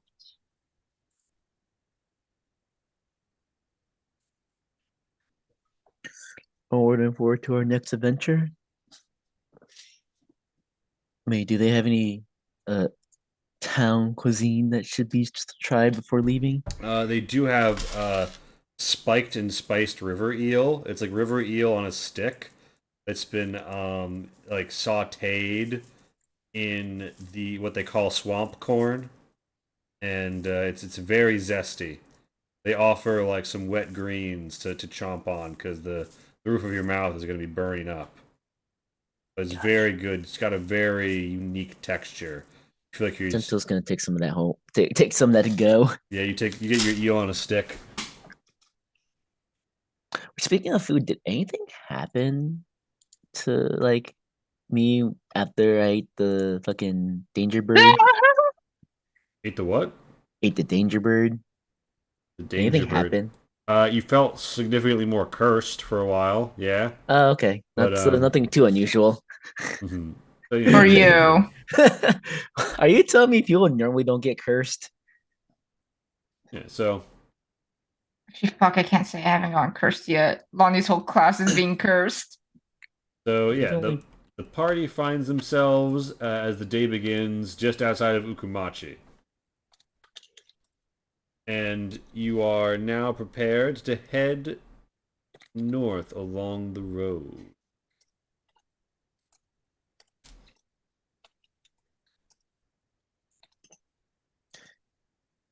All right. Oh, there we are.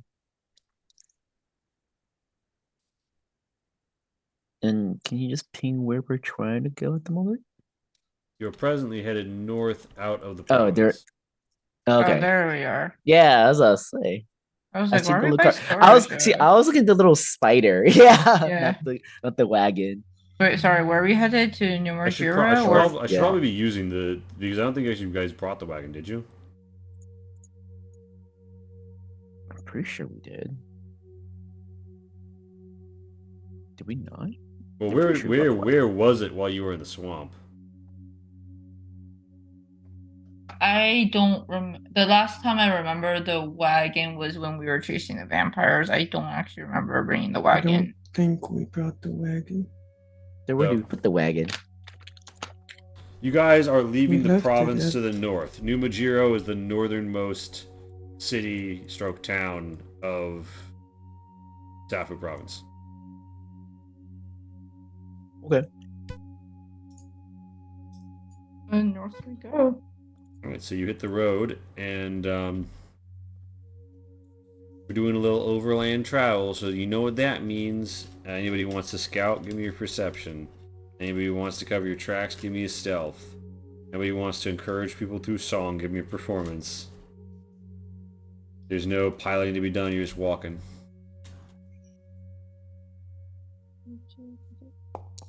I mean, I thought we still do Pathfinder roll to see how far we go. True. So someone needs to scout. Oh, I guess Tento scouting. Someone needs to do a Pathfinder roll. And that's survival. Yeah, it's survival. No, yeah, you're right. I forgot. Good memory. Oh, wait, Rose. Rose would default to Swift and would need first Pathfinder. I'm silly. Okay, cool. Hell yeah.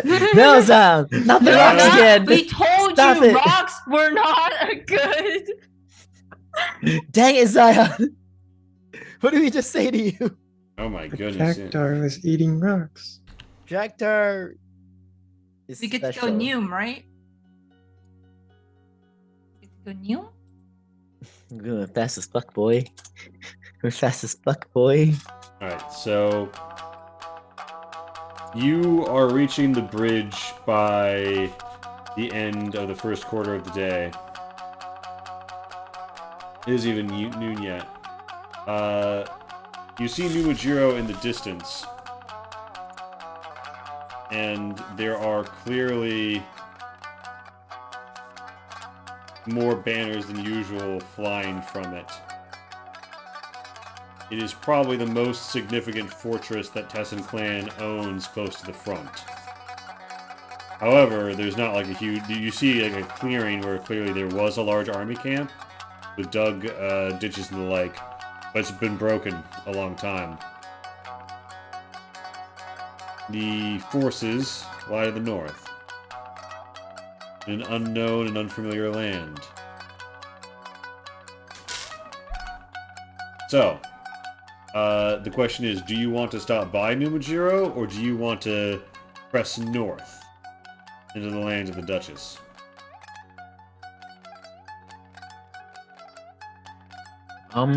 Does anyone have any business, Nijiro? Nijiro? Never been up this far up north before. Indeed, you've never been this far north. You've left to the south, you've left to the west. You've been, well, actually, technically speaking, this is Kokoloy Forest over here. So, you've kind of been this far north before, but not like over here. Where, like, I don't want to say civilization because obviously there's civilizations, Kokolo Forest. Want to take a little pit stop and see what they do up north? Yeah, it's up to you. Right now, you're on your way to a dinner invitation. You put it off for a few weeks. You could probably put it off a little longer, or you could head into the Truce zone at your leisure. No, well, you know, you feel like that. We can tag it back on the way back, right? Yeah. Sure. So Is that okay, guys? Or Yeah. 1, 2. I have no idea what Numajiro is known for. It's not like we're gonna get sidetracked for like a whole couple months, right? Right? yeah. All right, so you roll on with you walk on with Numajiro in the distance. 3, 4, and you got 26 on your fucking roll. Yep. So We that- go Noom. When I set that DC to get the 2 extras to 25, I did not realize how often that shit was gonna get hit. It's So as if I'm a charisma character 1, 2, with proficiency. 4. You are so inspiring that before the sun is even setting, you have the group a clean 15 miles past the border. And let's take this to Shroud.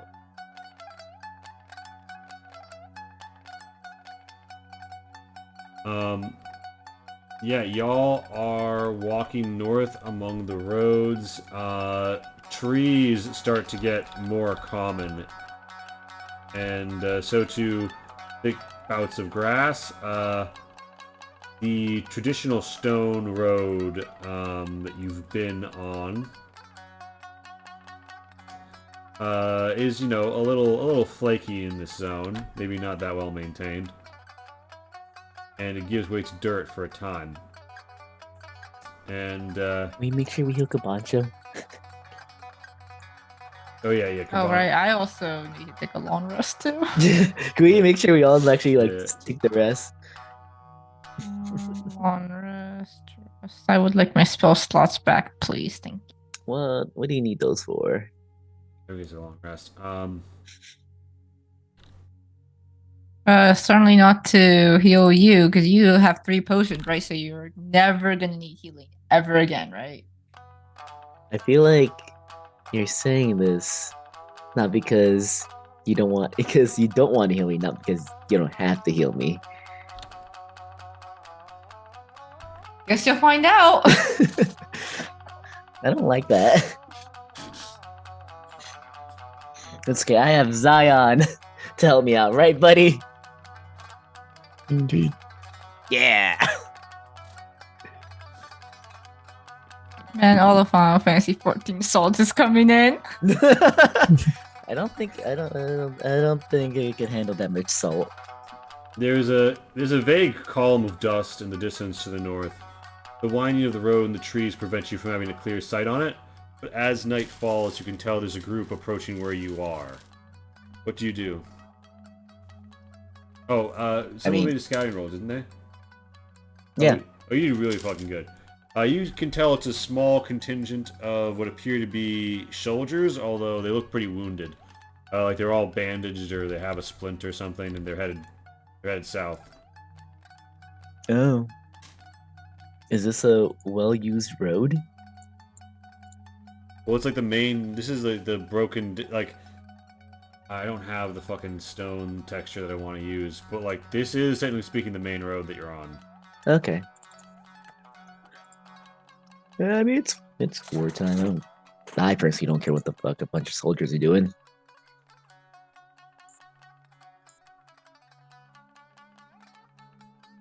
But then again, I don't do well with authority, so that's all up to you if you want to stop and see if they're doing fine.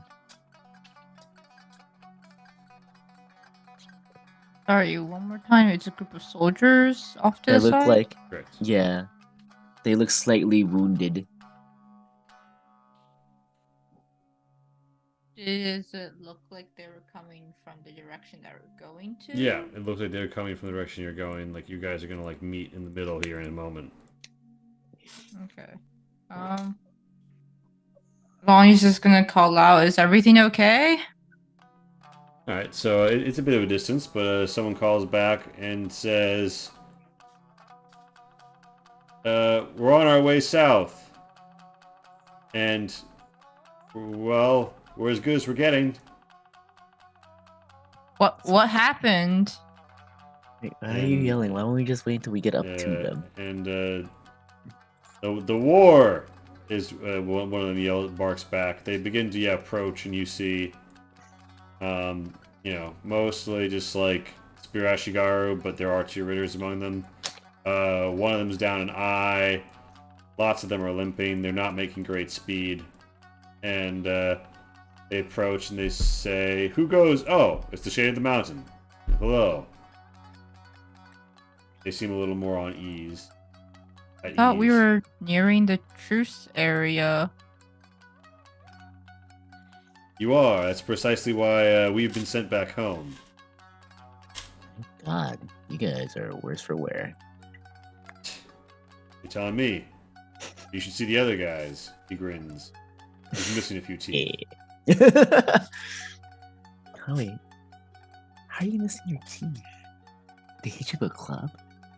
He says, "You ever been hit in the face with a sword? Not a happy time." Fair enough. That's for a dull freaking sword. Yeah, Spear Ashigaru are also look pretty beat up. The Ritter's armor is chipped in many places. Overall, they look pretty beat down. It's basically dark, and they're moving slowly and looking for someplace to camp. Are you guys going? We're far from the town, aren't we? Yeah, so They're gonna have to camp. They're gonna have to camp.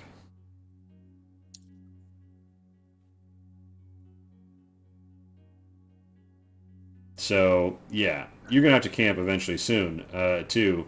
But you don't have to quite yet if you want to make full use of your boosty. So what do you do? Right now, they're kind of looking at you like, Anything in particular we should be looking out for?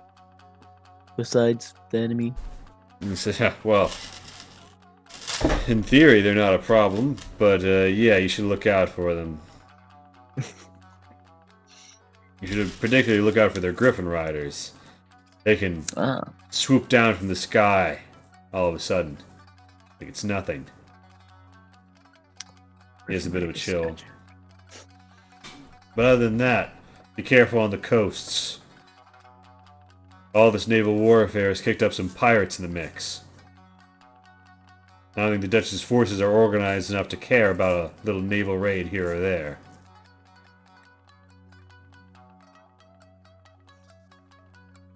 And he also says one other thing you should look out for is the time. For example, right now it's 10:32. I mean, we should have had a 10-minute break 2 minutes ago. All right, What are you so talking about? It's 6 o'clock. suddenly Don't your look up in the sundial gives you air. a different result. So it's we'll be back at 10:42. Thank you all for coming out, Dreamers.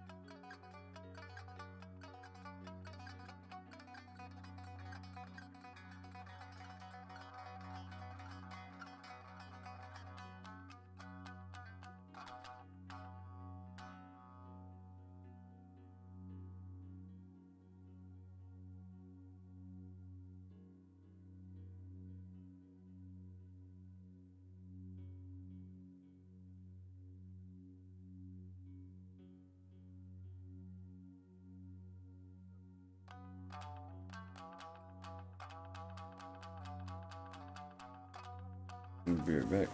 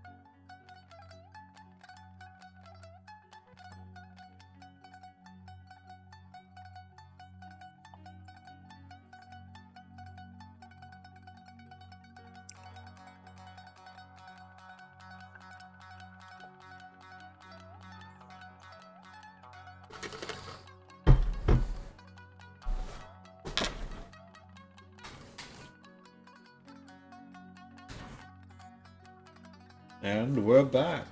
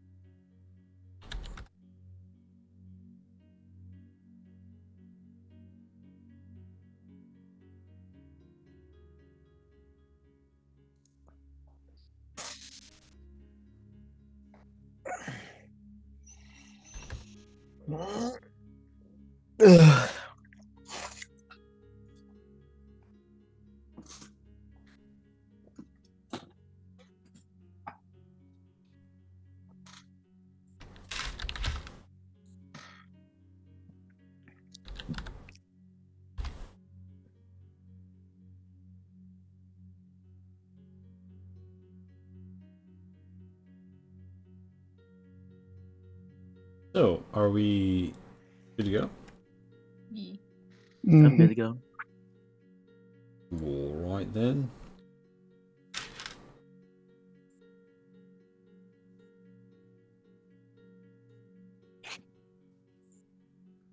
So,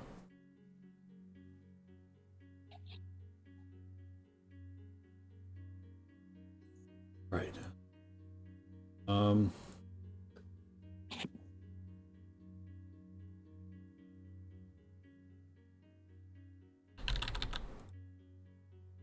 You all find yourselves after a long and fulfilling spiritual journey. Now, you find yourselves upon the road. You know what I'm saying? And you've encountered these soldiers who are more or less content to just march past you, but they're clearly like wounded people from the front. After not eyeing you with initial suspicion, they seem to let their guard down and sort of continue onwards. Should we? Are you guys going to make camp soon? And they said, "Oh yes, we're." They look around and they said, "We're thinking that it's time. Soon. It's dark and we're not getting much further tonight. I'll be happy to see Numajiro." They nod. But yes, We make camp together. certainly. Lonnie fucking tentatively looks at the rest of the group to see if it's okay. Yeah, there it is. Yeah, okay. Just saw Mhm. that coming. Yeah. And, yeah. So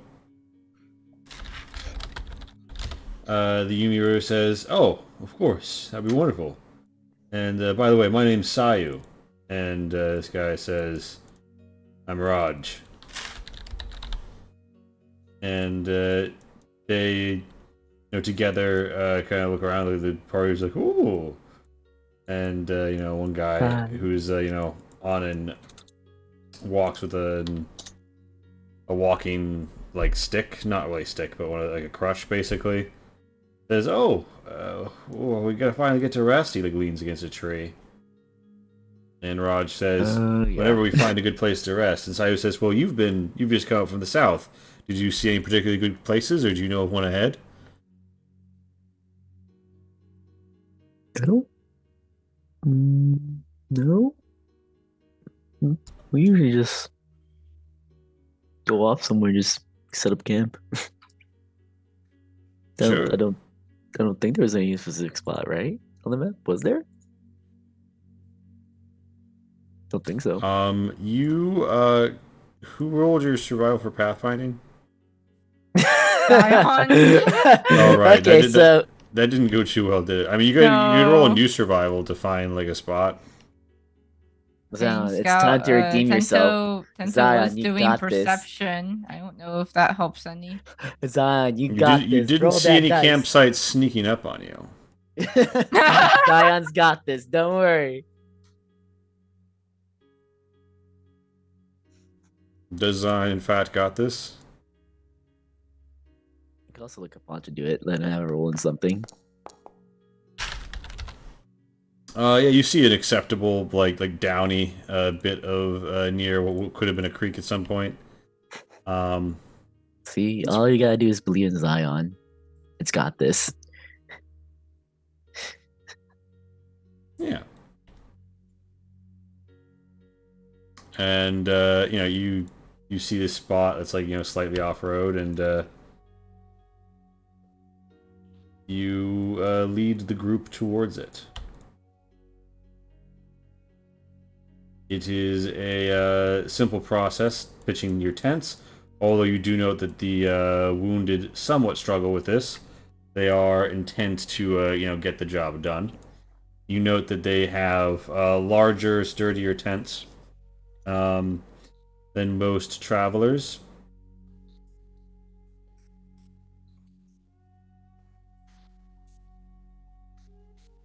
And they have the symbol of the Tessin clan on the sides.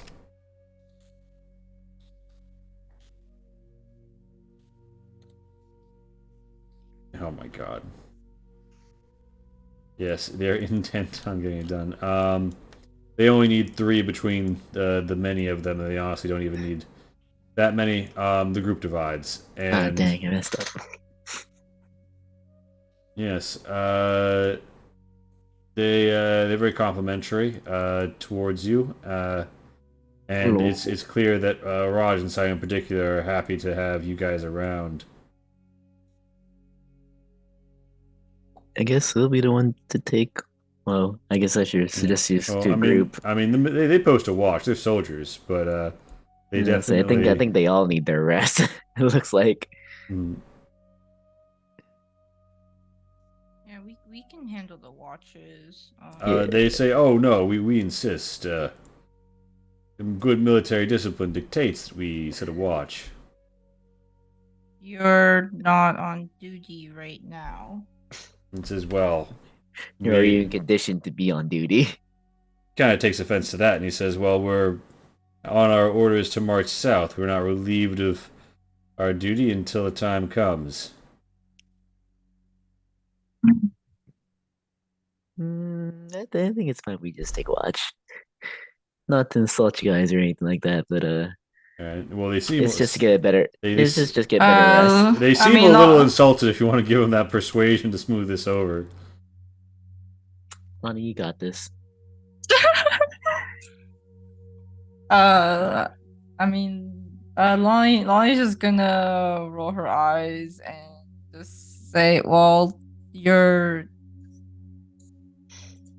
I mean, if you Yeah, want to that- be worse, if you want to be worse off on the trip tomorrow, be our guest. Damn. All right. So you go. Give me a persuasion on that as well. Can we get Kabancha to roll one of these? I don't know if Kabanch will be saying this shit. Talking smack. I saw that 4. I don't know. I saw it going over to a 20. All right. So yeah, you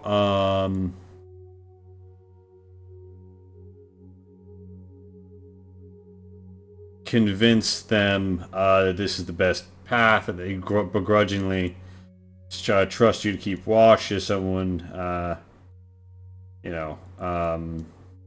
retires their tent. Sayu does say this is very irregular. They're civilians.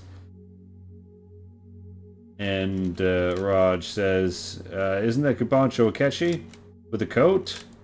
And Sayu's like, "Oh, well, I suppose it is."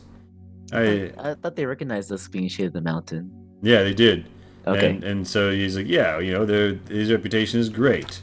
They're not regular mercenaries. The Shade of the Mountain."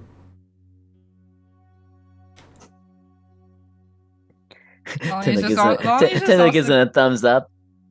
Lonnie's just like Lonnie's gonna go around and how many are there of there? There are one, Are two. So there's 6. There's 10 of them actually. Yeah. What are the chances of something attacking us? Honestly, what are the chances they were getting chased by something? No, I don't think so. They would have like people chasing after them would have to go through the Truce area. No, no. Also, possibly just extra people being here might stave off people who just wanted easy kill. Yeah. Oh wait, actually no, I can do this. How many? I guess Lonnie will use 2 uses of mass healing word. Does that cover 6 people? I think per yes, 6 Yeah. for them. I guess I'll just roll this twice.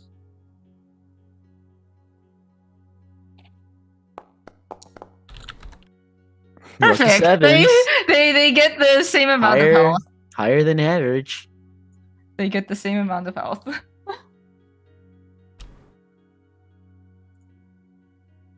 Mm-hmm.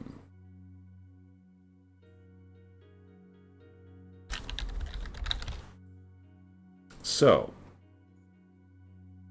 you give them a clean. Yeah. All right. So everyone's like, whoa. Everyone's very rejuvenated. They're looking pretty good. Although there's some stuff that there's kind of like stings a little as they realize the magic isn't going to do anything for because they're just a bit fucked on that front.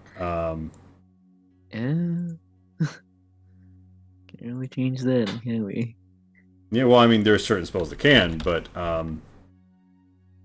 it's clear that hasn't been cast. So they're very thankful, and they go about their business, getting to sleep after saying a campfire. There's some cooking of some very drab-looking tea, and they eat some crunchy bread.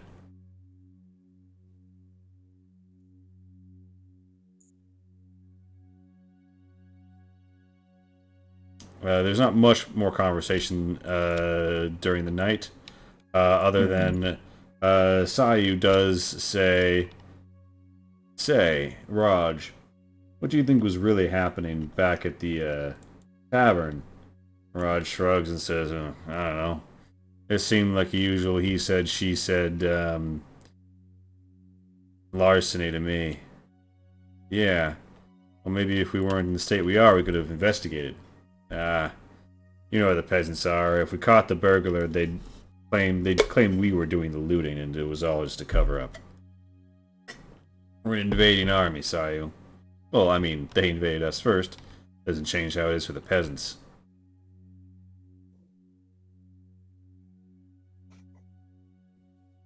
Interesting thoughts. There's interesting things to hear. Yeah, I mean, do you guys ask them about that shit, or you just move on? Oh, we're allowed to ask him about it? I mean, they're yeah, talking around the they- campfire. You can. Yeah, it's like, what are you guys talking about? What? Well, there's there's a tavern, the Drunk Bridge. The Drunk Bridge Tavern is one of the last standing watering holes you'll come upon this side of the Truce Zone. And it's a fine little watering hole. But there'd been some dispute over maybe a robbery of some sort. Some people were a little closed-lipped about it. It's a shame because the innkeep, she was so charming. Oh yeah, she was. Anyway, she didn't seem too bothered by the whole affair, but there were some accusations of thievery. We couldn't really sort it out, though, because, well, we were moving on. And maybe not in the state to do too much about anything. Because they were pretty tight-lipped on what got stolen? It was some jewelry, I think. Yeah, it was someone's family heirloom necklace. They were screaming up and down about it. Some other people had some gold going missing. Accusations were flying left and right. We restored order, but we couldn't exactly figure out who'd done it. Yeah. I mean, what they were describing was impossible for one person to have stolen it once anyway. Yeah, I mean, unless whoever did had magic. Yeah, but if you had magic, why would you be a thief? You do all sorts of things with magic. Lonnie just glances, just gives a quick glance to Tento. And Tentos was like whispers, "I had magic, you'd be, oof, man, things would go missing forever." Let me tell you what, if I actually had magic, jeez. Whew. No, don't let Tento ever learn magic, as so puts it. But what happened? What did they do? I'm Oh, intrigued. well, everyone noticed that the objects had been stolen around the same time. And these were people on the first floor, the second floor, and someone out taking a piss. And I mean, there's no way it all got stolen at the same time. So there had to be some sort of explanation to it. Mm-hmm. I'm still interested. Did anyone come up with any sort of explanation besides magic? Yeah, the innkeeper suggested that, they'd misplaced it earlier and it had been lost, and, it was all just one big misunderstanding. People weren't really going out for that, but, that's what, that was her version of the story, and, you couldn't really do too much against her, all things considered. I mean, it's her inn. Okay.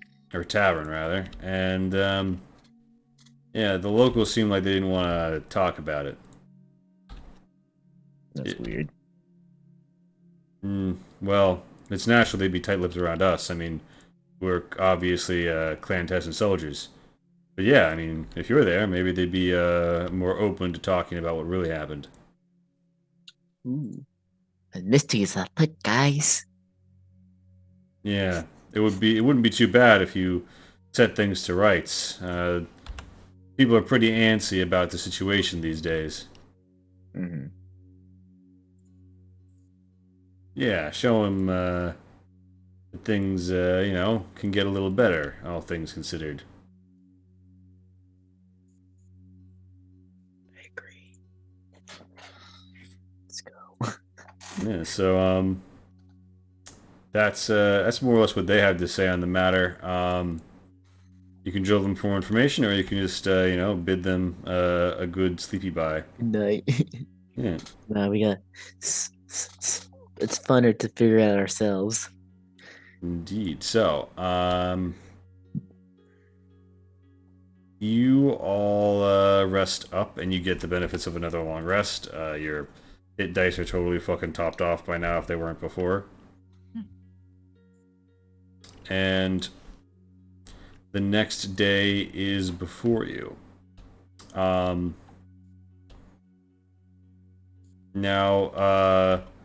the tavern that they mentioned is on a slight spur off of the main road towards Mirko, but you won't really lose much time if you take it. You guys want to see?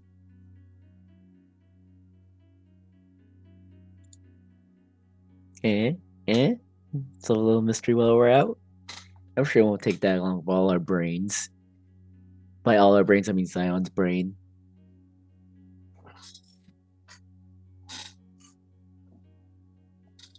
You just did 10. You're the one to also just didn't we skip the last city because we thought we should not keep him waiting any longer though. Ah, shit, you're right.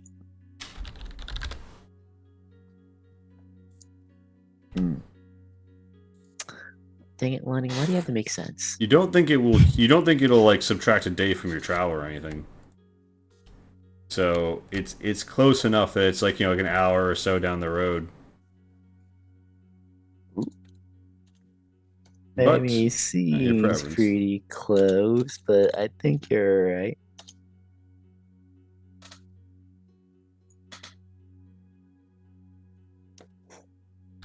So do you head on toward? So you're at. Let me paint this scene more vividly. So like in the morning, like they say their goodbyes and they, you know, thank you for the company, right? And you guys are upon the road, and you're just starting your day, and my click won't change off from being a fucking measure distance tool no matter what I do.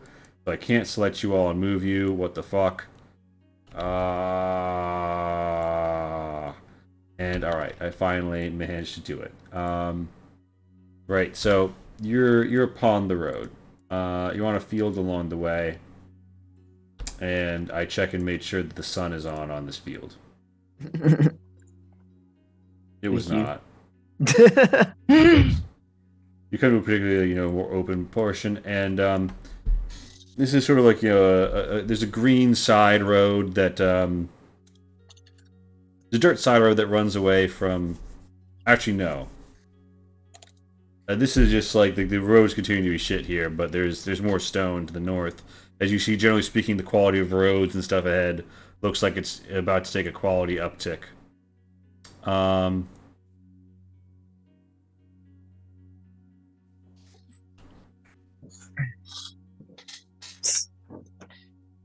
Yeah, we can. I'm sure that Mister will be there when we get back. Probably not, but it's fine.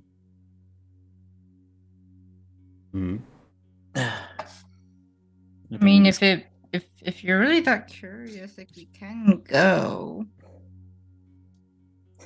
So you spend you're like you woke up the next morning, right? You're at this intersection. You're having this conversation, and you see there's somebody in the road who's kind of like, you know, trundling south, swearing to themselves, and like, you know, checking in their bags. Is this another disgruntled person who's just gonna be on the road? Can we hear what they're saying? Yeah, they're a halfling, and they're saying, "Well, I could have sworn. Damn, I'll have to turn back." He's looking around. He's looking pretty decisive. He sees the party. He says, "Oh, where are my manners?" And he waves to you.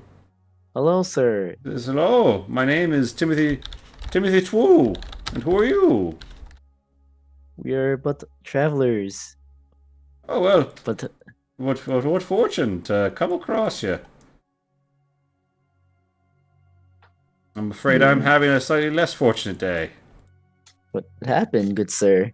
I'm a courier, and I have a very important letter for someone. As luck would have it, it seems I misplaced it.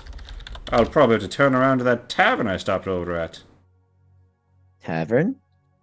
"Yeah, it's called the Drunken Bridge." Oh, we heard stories about that tavern. Apparently, things went missing. "Oh, it's strange." He nods. He says, "But stranger is, uh, looks over you all and says, "You seem like a motley bunch. You wouldn't happen to know anything about magic or dreams, would you?" I look at Lonnie. I look at Lonnie. Why? Why do you ask? Thank you, Zion. Why do you ask? And he's like, "Oh well, I only ask because I had a strange dream, and I can't help but feel it might be related. Could really use an interpreter of sorts."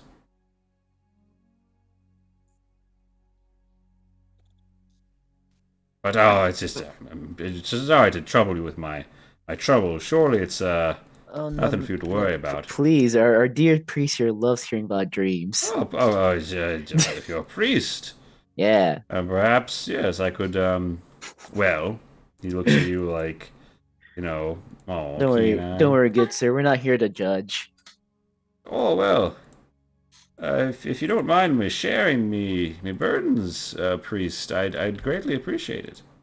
Lonnie's just gonna pull out the wolf totem Hmm. prematurely. Yes, please go on. By all means, go ahead. It seems like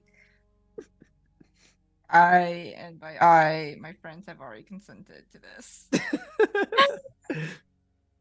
And my dear priestess, it sounds like you weren't gonna listen to this poor man and out. and he nods and says, "Oh well, yes, the trouble began as it's a tavern mostly, but they do have rooms, not unlike an inn. And I had been traveling so long, and I'd had a bit to drink, and I got to talking with the bartender, and I'd forgotten quite what I was to be focused on at the moment, and I thought I'd have a lie down after my drink, and wouldn't you know it, I found myself dreaming. I had a strange few dreams, I did. Did it involve an owl? No, it's. He kind of looks around and he scratches the back of his head. He's like, "Oh, it's probably nothing, but it was this tree. The tree had a face, and the face looked at me, and it wasn't very happy. I don't think. It was almost like a graven image in bark, and its hands reached out to me, and I felt myself suffocating, and I woke up with a terrible stupor, and I remember feeling very energized, as if though I ought to go do something. I thought I had to go take a leak. I was out, and so I realized I couldn't find my letters. I've lost some of my letters. Oh shit! The away screen is still there. Thank you, Parker. Hi. Alrighty, dice. What's Alrighty, you guys, let's do interpreting this. this? Yeah, and he also adds, oh, and one other thing I remember is the sky was a lake. There were fishes jumping in and out of it. Does Lion. that sound anything interesting to us? Pop that religion. We'll see. I cannot find. Oh, well. Oh yeah. Why am I here? Tento's here to do the fucking. Wait, this priest. Your roll's She'll higher. beat you. All right, so yeah, Tento whips out the Sherlock pipe, right? and Oh fuck! bubbles. I'm stuck with the Sherlock. Yes, indeed. Oh, yes, why?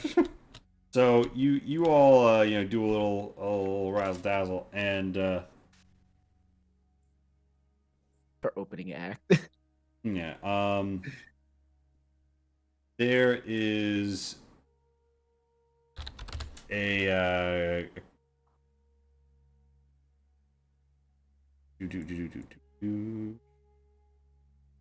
So you interpret the dream, right? And like the Nabiki training and the other shit is like slightly helpful in maybe distinguishing yourself from random person just thinking about really hard. So Yeah, Tento. Lonnie gets a little bit more, but still, Tento does a pretty good job.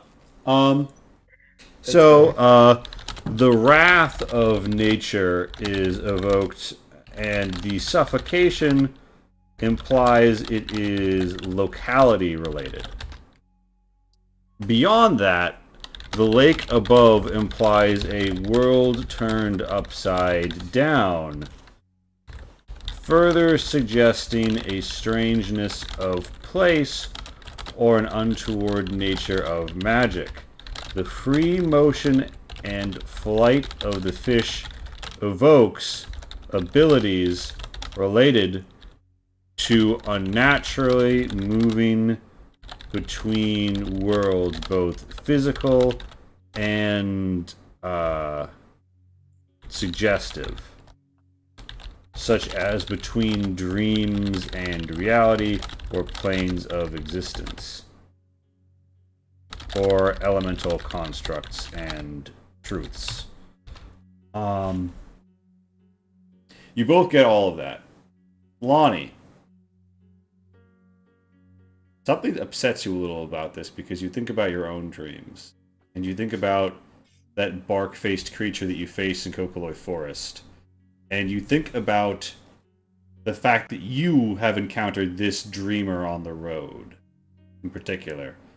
And as you like close your eyes to think about it and reflect on the beads, a dream comes to you. A dream you know you've had, but a dream you can't recall when you've had it.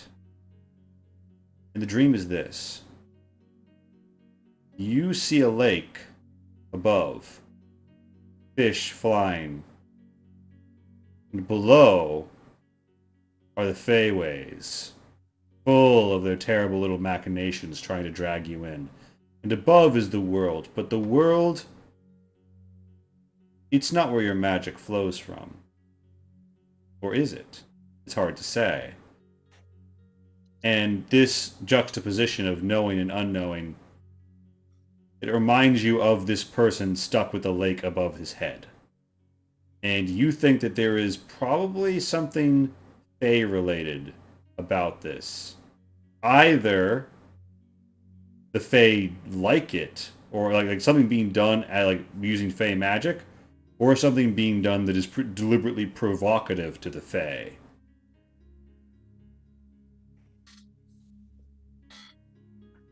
Where did you say that you where were you when you had this dream?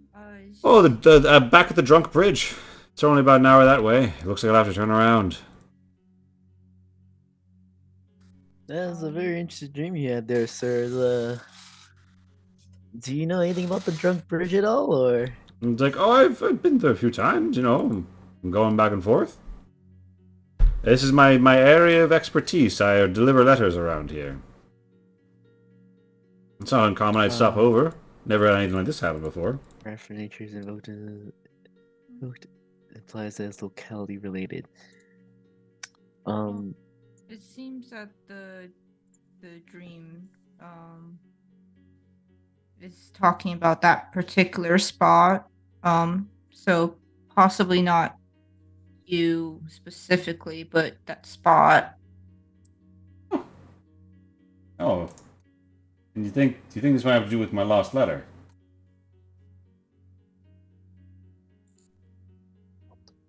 Maybe. We've heard stories, other stories of The people free losing motion. things in that area. So He scrubs his and says, all I remember about the area is, you know, the big... Wait a minute. The big old hickory tree. It had been cut down. Yeah, it was a stump. Yep. You know, I don't see what that would have to do with... Oh no. You don't think it's nature related, do you?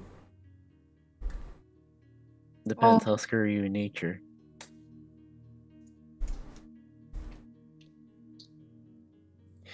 Yeah, he kind of shrugs and says, ooh, I don't like where this is going. What can you tell us about the hickory tree? I mean, I just remember it was I hadn't even noticed it was chopped down. I just remember down by the creek there was a big hickory tree, and it was a stump this time, but I didn't really notice. I mean, it's just a big tree. It's not like the biggest. It's not like a Kokoloi forest tree, you know. I'm not saying it's like the huge tree, but it was a pretty big tree, 10, 15 feet round, down by the river. I mean, lots of trees have been knocked over. Lots of things have been cut down for wood, for camps, party, you know, war, you know how it is. Honestly, the tavern was one of the least affected places. The nearby town is reduced to ash. What the fuck? What? Yeah, well, there was a battle nearby. But the tavern's fine. It's just out of the way enough. It didn't wind up on any front lines.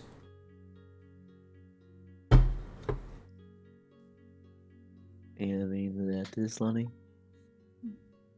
Well, if it does relate to that letter of yours, I do unfortunately think it might be lost. Oof. Just gone. Gone. My reputation could be quite hurt by this. There's nothing I could do to get it back?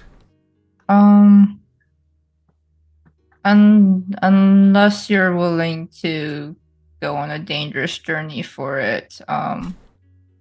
Just how dangerous? Dennis look at Alex like, how dangerous are you talking? Well, I think I think that I think that it will not be worth the trouble. Just oh, but I mean, my livelihood is as a courier. You think they could trust me with their letters if I've lost one?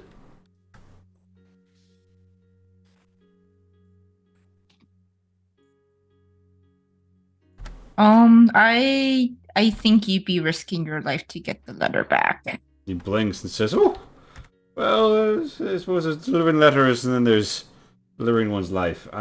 Oof. Well, with that all said and done, maybe. On a scale of 1 to how important was that letter? He he shrugs. He says, "Well, I'm a professional. I didn't read it.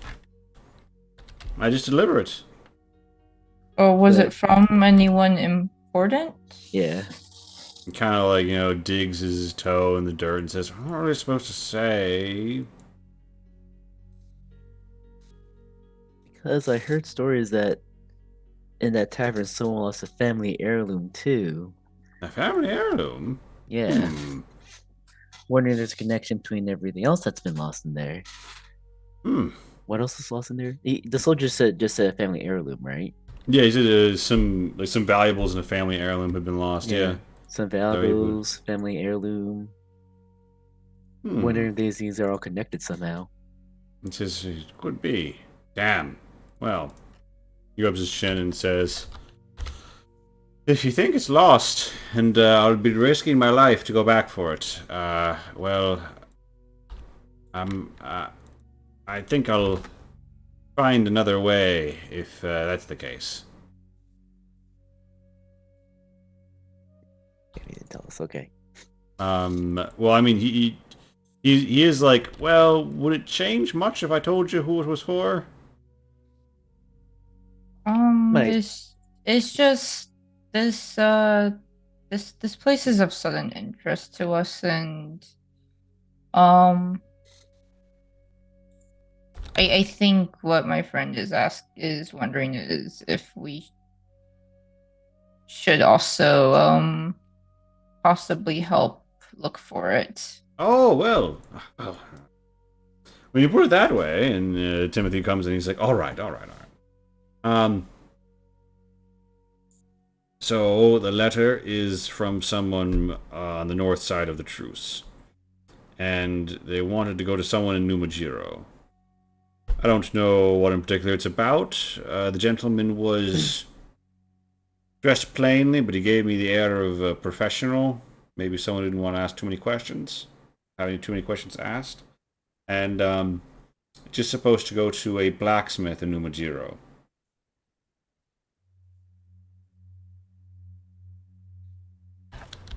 That's it. Still blacksmith.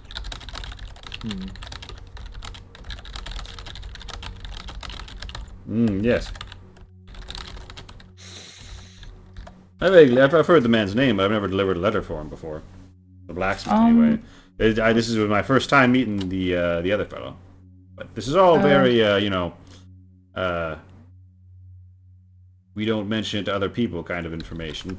If Yeah, we yeah. do happen across a stray letter, where might we go to return it to a trustworthy messenger? Well, I'll be in Numajiro, but if you're in Murko, you could look up my cousin, and you could help get it down there.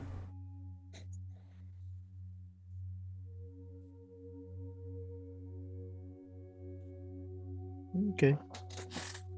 Ooh, well, the lifesavers, so I suppose I won't be missing any time, and the blacksmith will get his letter in a bit, hopefully. Hopefully. If not, well, he shrugs. I'll be in a bind, but at least I'll be alive, right? Haha. Alright. To the tavern. Yes. If once he leaves though, Yeah. Lonnie will let the others know like, there might be Fey activity there. Oh man, that's even better. Now we definitely need to investigate this shit, don't we? I mean, I can't say for sure, and then Lonnie just kind of rambles on about like what the fish what the fish means and like how Lonnie, you're rambling. just like there's Lonnie. like just like there's like the different like the like Rambling. travel between the planes it kind of rambling. suggests that, and it just You're reminds you of rambling. this dream. You're rambling. Lonnie, stop it. You're rambling. Zion, Just- tell her to stop.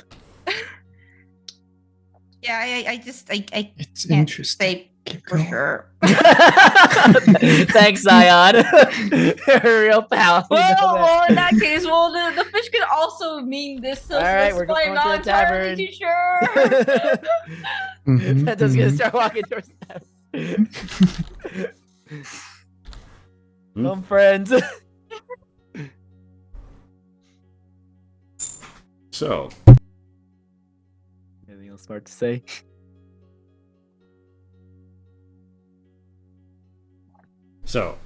you find yourselves upon the road, and I assume that you are now, headed for the tavern. Tavern is the tavern closer or the bridge closer? I'm The just tavern. curious. Okay. Sorry, it's called the Drunk Bridge Tavern. Oh, right. Okay. Yeah, so you arrive at the Drunk Bridge Tavern. Did I remember to turn on the sun? I did. I forgot to turn on the walls, but we'll fix that. We'll fix that.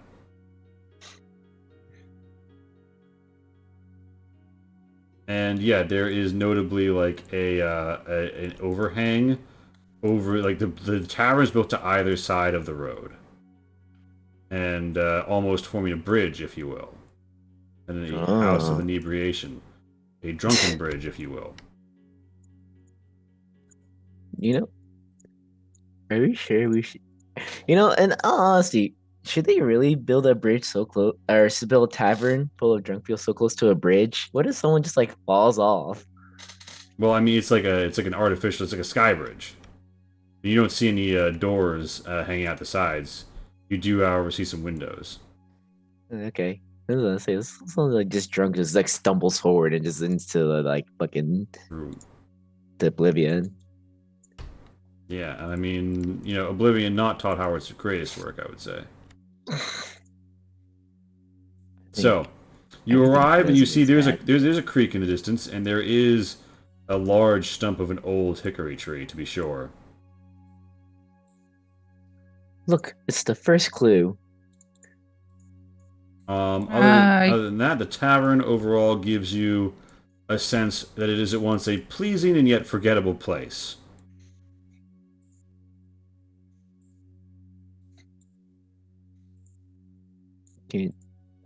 I'm gonna go touch the stump.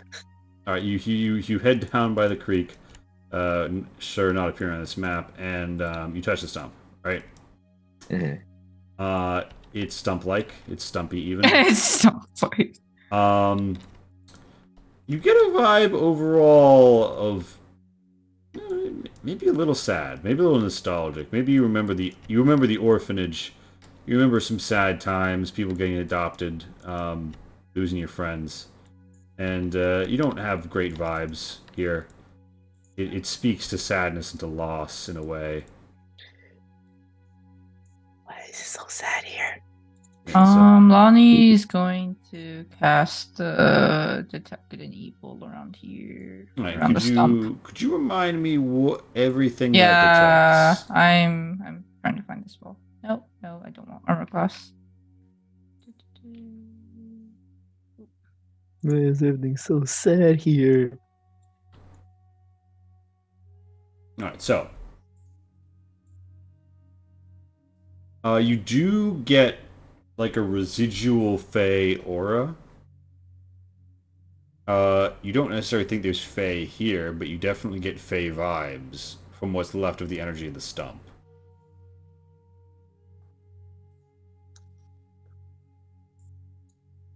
Upon closer examination, really, Lonnie, the hickory tree's folds and contours and bark almost seems too perfectly aligned.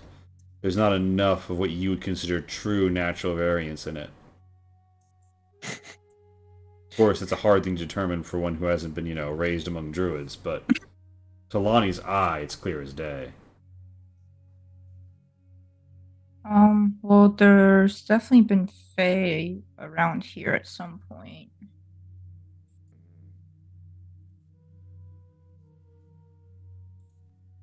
But I mean, I think the stump looks a little odd. But I wouldn't know how to. I don't know how it would be used. You think if I pour holy water on it, it'll do anything? They're Fae, not demons. Black iron sword? Think it'd be weird I just stab a stump? You've done weirder.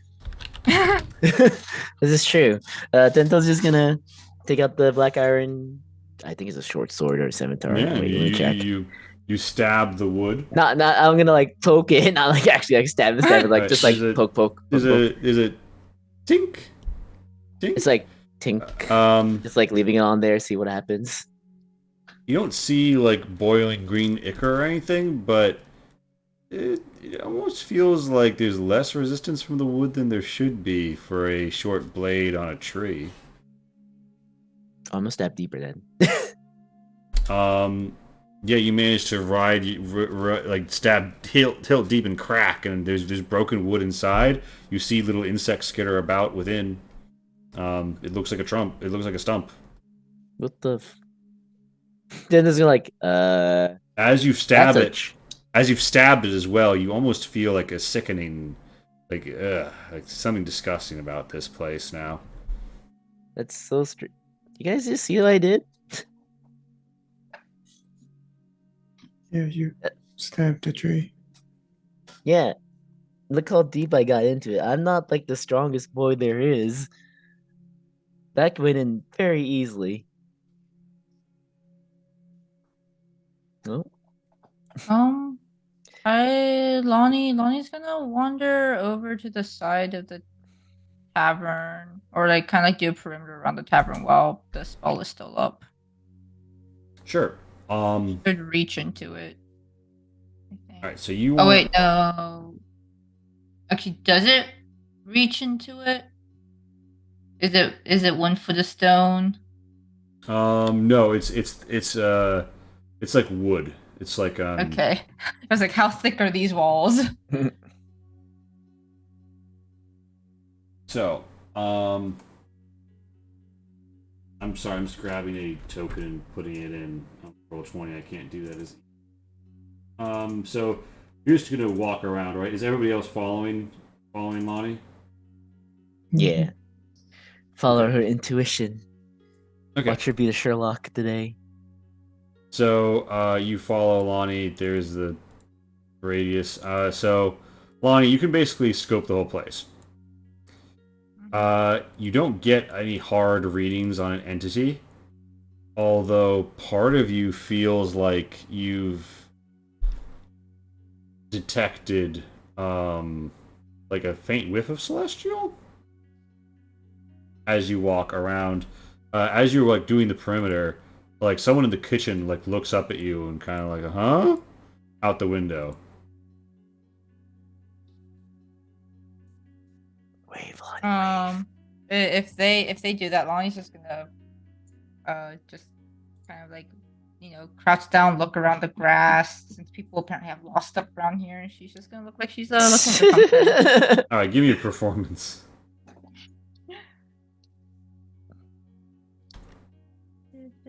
Attributes.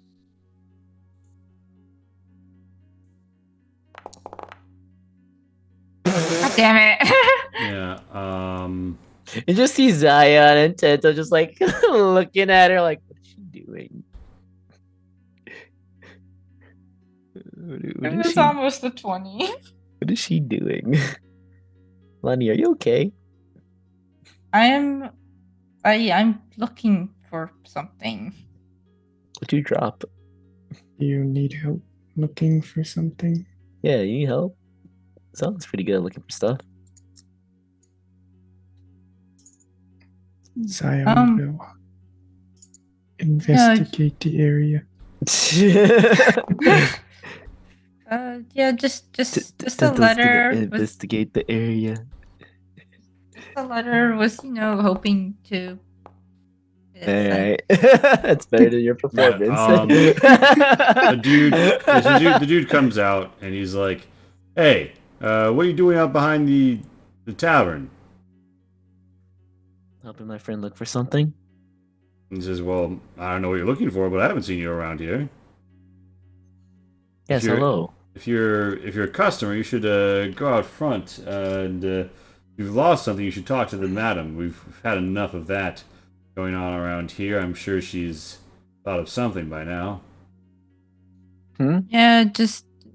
Has that been happening a lot It lately? was dark when we passed by, and I don't know if it blew it over here or not. Sorry. Oh, you passed by in the night. I see. Well, forgive my shortness of tone. There's just been so much happening around, and yes, unfortunately, there's been. Oh well, I shouldn't talk about it. Anyway, if you want to take it up with my boss, Madame Chitana's out front, still serving drinks. To the front. Yeah. So, you guys walk in and discover there is a woman in a sort of a golden head ornamentation who is serving at the bar. You open up. It seems like there's some locals that have been around, and you see none other than the Madame Shatana, who you know because she introduces herself saying, "Hello, I'm Madame Shatana, and this is the Drunk Bridge. Come, come, please. I have tables for parties of your size. Come in." I guess we're gonna come in. On the scale of 1 to 10, how nice is this place? Is there a door here that I can't go through? Oh yeah, there is. Oh shit! Can you not see the open doors here? Ah, it's off to the side. Oops, Yeah. did not mean to. And yeah, so the guys drinking at the bar, they probably don't have like this door, but they like the guys and gal at the bar like, turn you kind of like give a sup nod.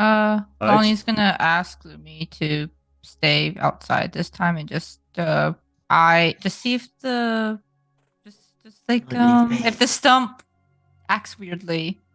Let us know, or if there's any weird passerbys. So yeah,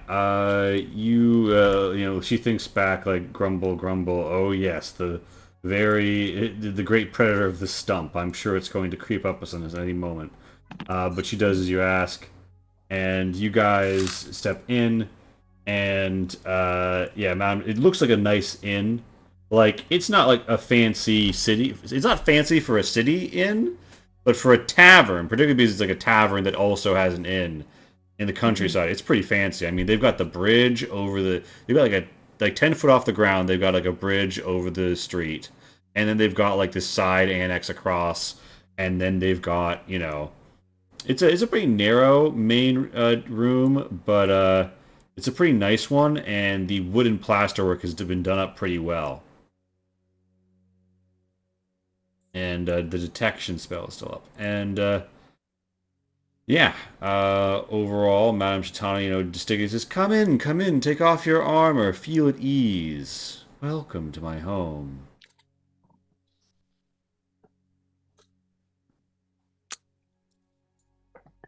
Indeed. Thank you for the warm welcome. Is there what's there to drink? And she says, "Oh, I have sake, I have wine, I have whiskey, and most popularly, I have schnapps." I'll take And some schnapps. yeah, she pops out that apple schnapps and pours you a quick shot and says, "It's early in the day, but are your companions looking for a bed to bed down at, or just stopping by for a drink, maybe something to eat?" Oh, is there food too? Oh yes, Franz is back in the kitchen chopping something up. Although I think I heard him pop out the door and maybe talk to someone. Oh, okay. That was us. Just we passed by last night, and just the next day I just noticed that I must have dropped a letter I was carrying. I just didn't know if it maybe blew over here. Madame Chitana kind of like gazes back and forth, and the locals kind of go, "Something missing." Just, "Oh, I'm terribly sorry to hear that. Why don't you come in and enjoy a drink on the house and sit at the table, and I'll be with you in a moment, and we can talk about your lost goods." That sounds great. Is there an open table that we could go to that is in the bar? Yeah, there's the northern table. There's two southern tables. I like this table. And it's right. You take the table by the stairs. Yeah. Um, I didn't even know there's stairs there until now, but yes. and It yeah. it sounded like this isn't a unusual tale. Is there just a thief around And she these said, "Oh, parts then? please do come in. It's I assure you this is a new occurrence, but we'll sort it out. I wouldn't use the T word necessarily." And everyone else is kind of looking around like, Insight check for the the The whatchamacallit. T word. See how they treat you with the T word. yeah, give me But no, that. just like get the general atmosphere of the room, and like when she says like is something that just happened recently. And Zion, what in particular are you investigating? Sussy. Are they sussy bakas? I was investigating the ground by the tree. Oh So shit! I'm sorry. I should have I told was you something. looking. All right. I was helping Lonnie look for her lost things. So Zion, you've been processing this for a Yes. moment, I'm and lost. it occurs to Zion, based on like disturbances in the grass and stuff, it looks like someone really dug in their heels and just like went to town with a fucking axe on the tree, and there's still like some splintered. There's still splinters in like certain bits of soft mud and chipped on the rocks on the creek side, implying it was like fairly recent. And yeah, not only that, but there's something weird about the root structure. So the creek is obviously where the tree would drink water from, so you'd expect more of the roots to be concentrated going into the creek. But they don't. They arc almost like a half, like it's grabbing an invisible half sphere towards the tavern.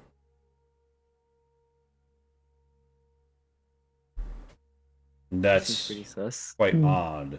Tento, Maybe there's something underneath. maybe. So Tento, Mm-hmm. you think you like check this place out, right? And here's Yeah. your take. The locals don't seem like they've been affected by this, but they don't seem happy either. At least these locals. And Madame Shatana definitely just wants to not have to deal with any accusations of thievery in her tavern, or she doesn't want to drive away her regulars. You know what I mean? Your business, yeah, I get you. She's trying to give you a table and a complimentary drink, get you to shut the fuck up, so she can just get you to the side and then handle you when the time comes. You know what I mean? Yeah. So, I'm just guessing Cabancho comes in. Hello, Zion, Combancho. now is the machine of no name being brought inside, or are they chilling outside?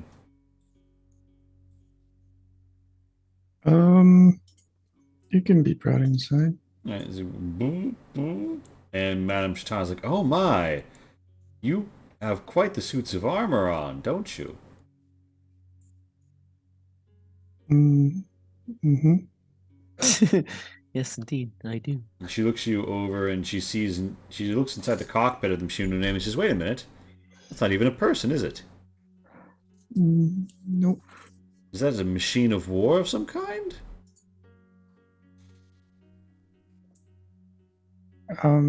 It's just my little helper. She cocks a brow, but she says, "Fair enough. Well, please, you and your little helper are free to take up by the southern table." She no name does so unless you tell it not to. And yeah, so Zion and Lonnie, do you all also pile into the southern table?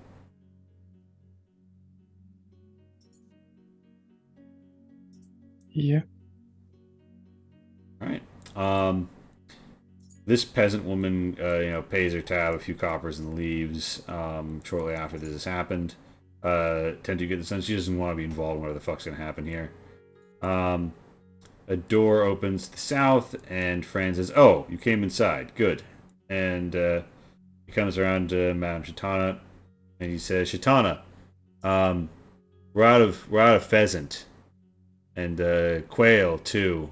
And there hasn't been kip in who knows how long. So, and she's, let's not discuss poultry in front of the guests, Fran's like, all right, but I'm just saying, if they want some chicken, then yes, Fran's. Well, I'll get the beef on.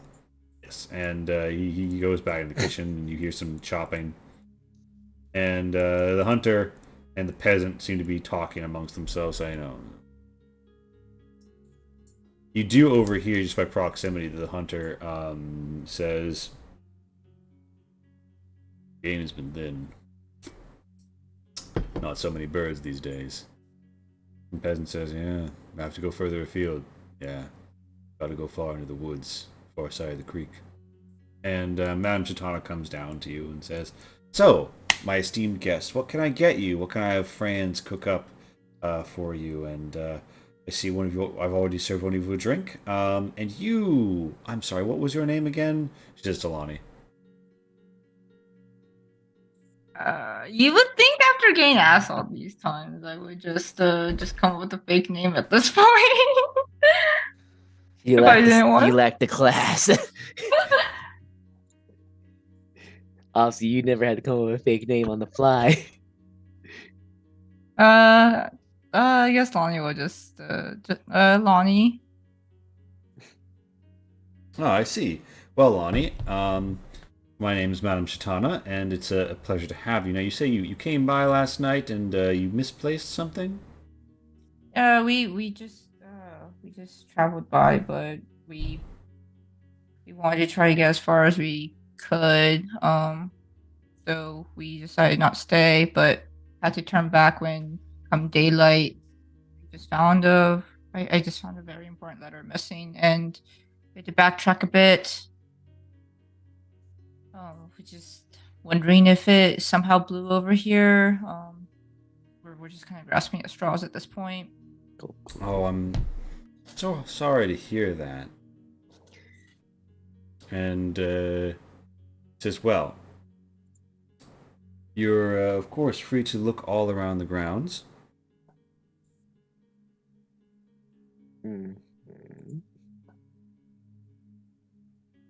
And she like puts a hand on your shoulder, and you feel like there's something wrapped around her arm, maybe. And she says, "You of course welcome to stay. Of course, if your travels wind up taking you another day, I could offer you a room at half price for you and your companions." Lonnie's just gonna like shy away from the touch when she notices that. It's like, sorry, just Oh, of course. not terribly comfortable for me. Oh, forgive me. I'm being far too forward. And as she like gesticulates, like during this, do you try and like look up her sleeve because she's wearing like her dress is like a long burgundy sleeve, and she's got like a gold like head thing, center thing going on. But you could theoretically look up the sleeve if like at the angle you're at. Oh, might- I'm short. Right. It might be a little. I small. The only thing is, it might be a little obvious if you go for it right now. But do you give a shit? Oh, you can make Lonnie- it obvious. Lonnie Look will- curious. I think Lonnie would try later. All right. So she says, so. Or actually, more likely, she'll get Tento to try later. What can I get for you? You've already have a shot of schnapps here with your friend. Oh, and I'm sorry, I missed your name.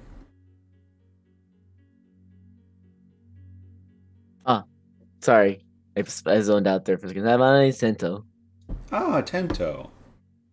You know, that's so strange. My cousin was just telling me about her second grandmother. And, you know, she has a nephew named Tento. Which is thieves' cant for. Yeah, I was gonna say, that's Which is thieves' cant for. I see you. And you know, the name Tento is very common amongst an older generation. You know, very common name. A common name. Oh, A good is it? name. Yes, Yeah, a good common yes. name of the older generation. And Yes, Zion. Yes, it is. so, would you care for a bottle? Please let me make you feel at home. Like a bottle. And so you have a bottle of the apple schnapps, and just is there any food that I can have made for you? What they say they had? They had the beef. Yeah, beef indeed. I'll take the beef. Of course. And she opens the door a bit and says, "Friends, cook up a little something with the beef for our guests." He's like, "Oh, of course." And you're already working on it, and she's wonderful. And so she comes back. Lonnie will also ask for a beef, but like slightly less seasoned for Lumi. Yeah, and just Come on. and so do you say for Lumi, or do you explain for my pet wolf who is outside? For my pet, Oh, and Lonnie's just going to pray that Lumi does not hear this. For my pet dog. and you do hear a betrayed thought of like pet dog from around the corner in your mind, but yes, her just, pet dog is. your dog. I didn't see it. Oh yeah, her pet dog is so adorable, so fluffy, so friendly. Mm. Lonnie is not thinking like, oh man, like I thought I had a Dutch wish, but just Tento. Yes. So Franz like chops up like a nice beef platter, and brings it out. He has some like barely unseasoned but still cooked stuff that he takes outside. He looks around and he's like, "Oh, that's some dog you have there." And Lumi kind of growls a little, and he leaves at the side and steps back. Lumi comes up and does a nom nom nom. And Franz returns to the kitchen, and Madame Stein says, "Yes. So, if there's any assistance that I can offer you, that would be greatly appreciated. I would greatly be honored with the opportunity to help you retrieve anything." Are there still people in this tavern?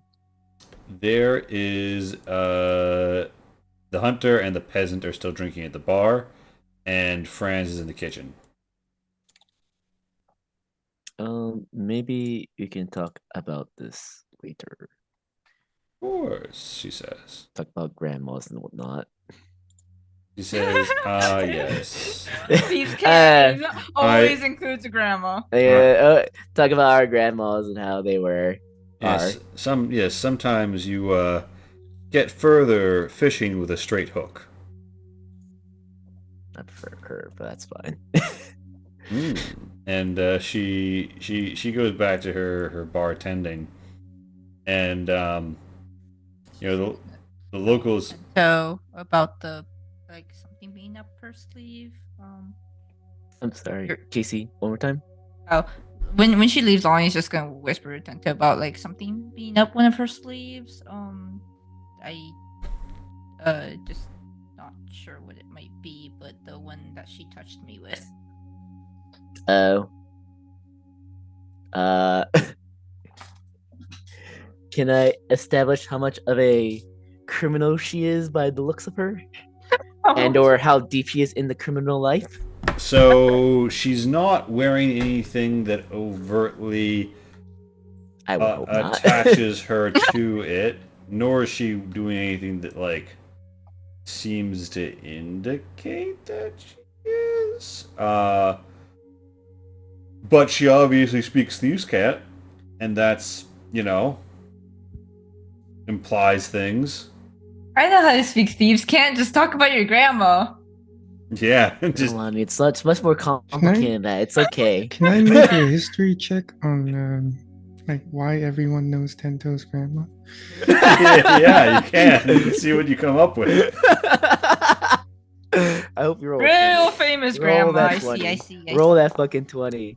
Yes! Yes. That's right! Tento LaRossi's grandmother Go. was well known for having 12 children, and they went on to various walks of life outside Kokoloy Forest. So, it's a pretty common connection, honestly, for people to make in the region.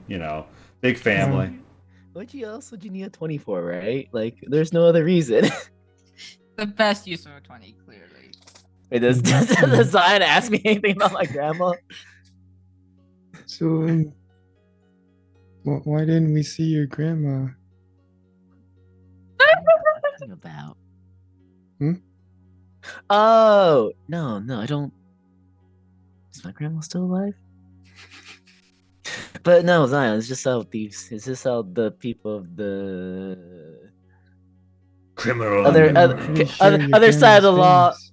other side of the law talk to each other. Is this how we talk to each other, Zion? No, like this has nothing to do with my actual grandma. By the way, as the talking happens, you think that you detect a celestial 25 feet up.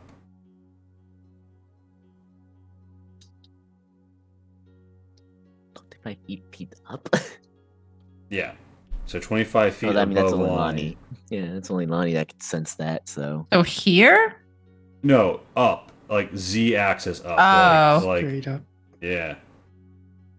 Which, as far as you can tell, the roof is 20 feet. So that's 5 feet over the roof. And it's important to note that there's a heavy cloud passing over as you feel it.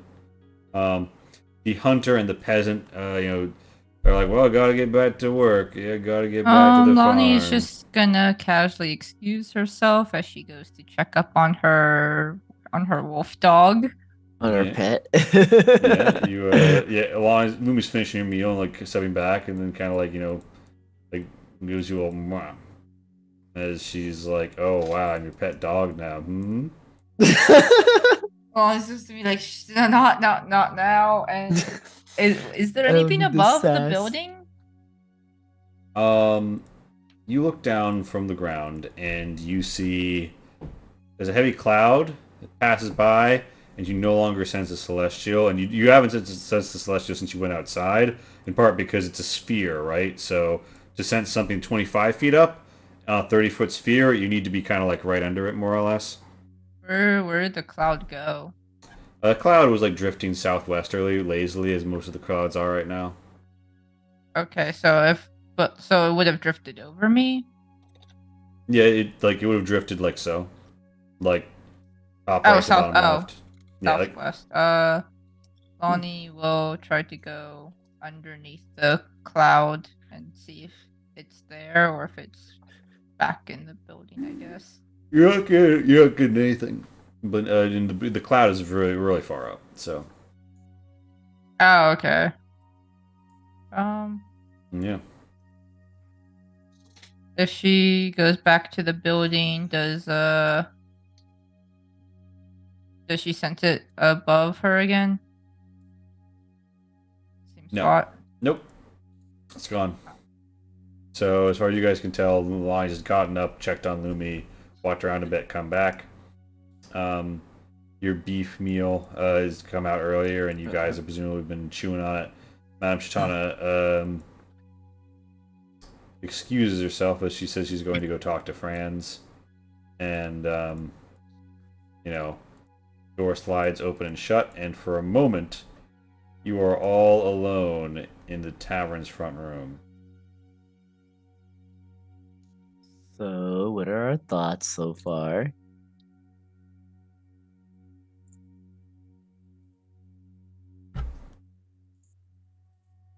there's a celestial hanging around What? sometimes. Really? Yeah, it was on top of the building at some point, but I couldn't find it.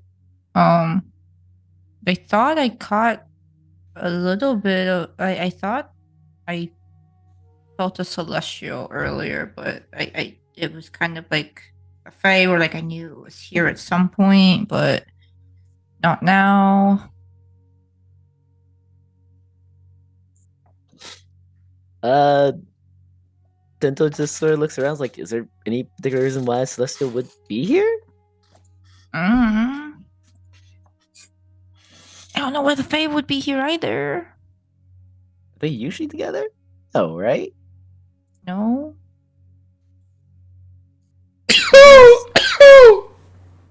That's the noise you're hearing. What's that noise?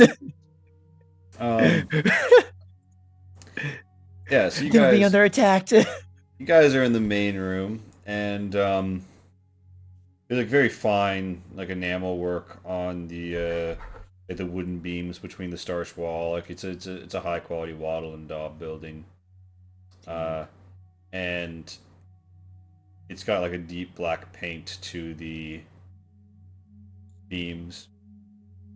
Do you guys cast your gaze about and try and like examine anything, or? Yeah, I'll start looking around, see if there's actually anything like Sure. You give me a no. If you want to like notice something you haven't noticed yet, you can give me a perception. If you want to like take in something that's already in plain sight, you could investigate.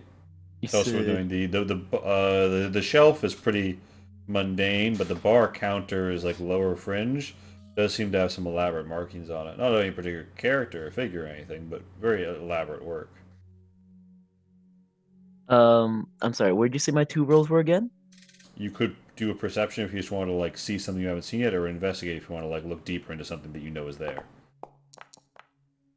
Oh, I thought that was 20 for a second there. All right, Tento.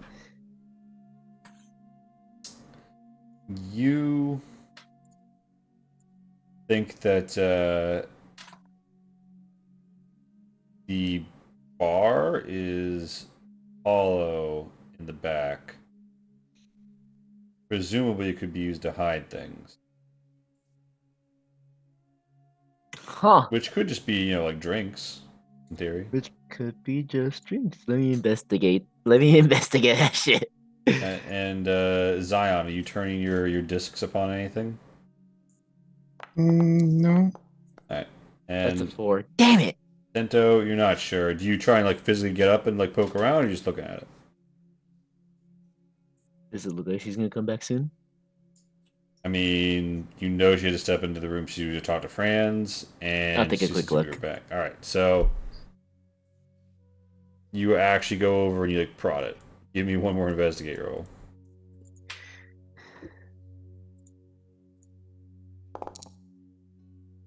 Well, Okay. I'm glad I'm fucking lucky. Okay. Okay, so it becomes clear to you that there is like a slide panel mechanism that you have to like run your fingers into the base of the bar to reach. Mm-hmm. Do you want to actually work the mechanism? Ooh. Hey guys, there's something for me to press under this bar. You think I should press it? I'm gonna whisper that to Lonnie. Actually, she's closest. You think I should press this? In broad daylight, I thought you were better at this. Tento's gonna press it. Oh, Lonnie's gonna just conveniently start walking out the door. So you're walking out the door. Tento, you slide it open, right? Mm-hmm. And you see You're all smart with me.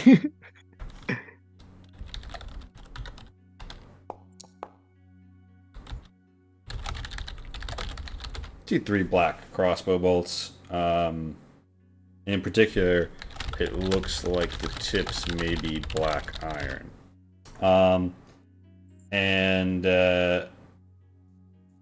Yeah. Gonna put that back right quick. Just at that moment, like as you're sliding it, the door opens and Madame Shitana begins to quickly round the corner and look towards the bar.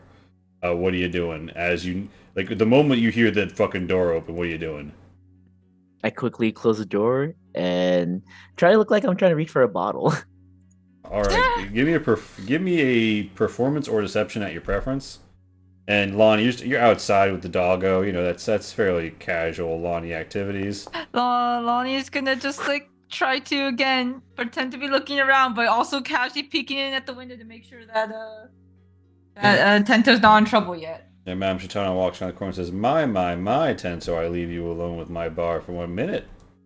What do we have here? And Zion, what are you up to? There's some cooked So beef I was and just a like, bottle what of the fuck? schnapps on the table.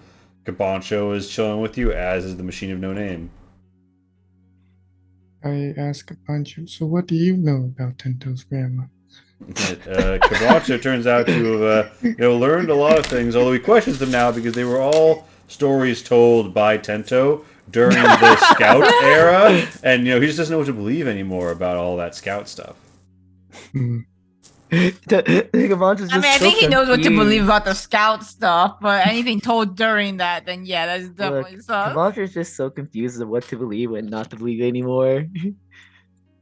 He doesn't know if the existence is actually not real. Yeah. Uh, So she's looking down at you, and she's like a 5'10", 5'11" woman, and you're a halfling, and she kind of like Yeah. puts one hand on the bar and looks down at you with cocked brow and says, "Tento, what do we have here? I got thirsty. You should have called for me. It would be I a didn't want shame to find your hands somewhere they don't belong. It's a good way to lose them." Thanks for the warning. Always a pleasure to give and to receive. Now then, she gesticulates. If you'd be so kind. So you have to keep the bottle. If you pay. Of course. He takes the bottle. Yeah, you seem to have grabbed a random vintage of wine. There's a Was faded. it top shelf? It was. I mean, he's I'm pretty sure. I don't yeah. think I can reach top It, shelf. it was like mid shelf. You managed to Yeah, leap for it. My It's taste got isn't it's that got a bad. fading white label with like that's been drawn on. So it's something. But It's something. and yeah, Madame Shitana takes back her position behind the bar. You guys have been fucking around here for like a time, and there are some more people walking down the road. Clop, clop, clop, clop, in the distance. Lonnie wants to go to the stump and try pouring a little bit of her magic in it. That's Mhm. when the Tento's just gonna go through our soul. And How's see if anything business? happens. So, what do you in particular do to the stump? Just try to pour some of her magic into it, specifically one from her oracle class. All right, so you attempt to like focus the divine magics within yourself upon the stump. I question if it's divine, but You know, that's a different that's a different issue. um, the trunk feels receptive, almost like it is a vessel of some sort to receive, but without the formal incantation of a spell or other ability, it does not take. It is like water onto a scalding hot surface, just turns to mist. I don't have plane shift. I don't have anything like that. That being said, as you're out here, you do have a dream. By which I mean like a hot flash of a vision. And you stop channeling the energy of the stump. You turn around, like and before you know it, you're kind of like lying down on the stump, like staring up at the clouds, and you've just received this vision. And you see there is a blue orb which sprouts with green and twists. And then there is fire outside the orb. There's a glint of gold, and the orb turns pitch black. Shadows within. The green is forced out. It tinks at the edge, but it cannot return. But it lurks, constantly lurks. Right, a green orb with blue on the outside and then turns black? Yeah. Okay. And you're like, whoa, you've woken up. It's like a brief daydream that distracted you, zoned out a little. And Tento, are you at the bar or are you back at your table? I'm at the bar now because I'm going to ask her some questions. Sure. So how's business going? As he holds a bottle. And she All said, better now that someone bought a whole ass bottle. Yeah. business is fine, and you see there is you hear a clip clop outside, and you see that there is a man on a horse and a woman with leading a donkey outside.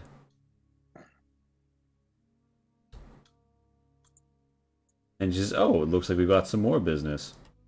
The man dismounts and says, "Attendant, deal with the stabling of the steed." And she's like, "Right away, sir." And she seems to, lead the animals around.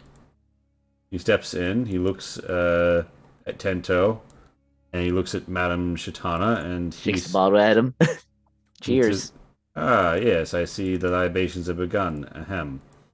I'm looking for accommodations. Madame Shatana's like, "Of course." And he says, "Of course, I am Faliro."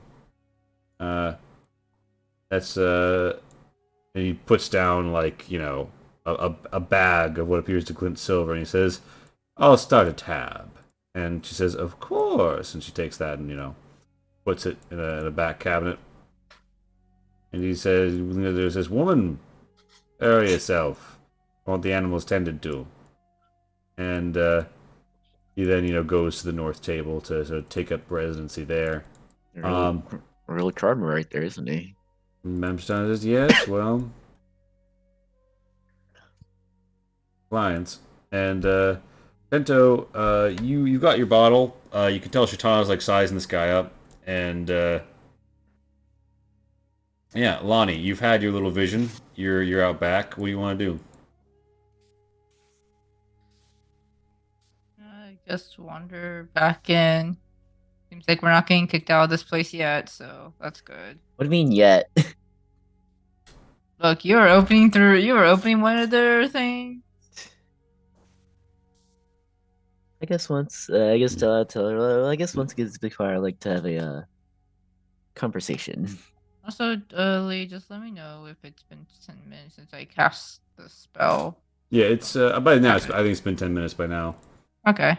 The attendant finishes tying up the donkey and the draft horse, and sort of comes inside. As you're coming inside, she mostly avoids eye contact and keeps her head bowed. She comes hanging out with Faliro, and yeah, you see there's a dude wearing some armor who has a sword at his hip here now. He seems like a military man of some sort, but he's not bearing any particular insignia nor other symbol of allegiance.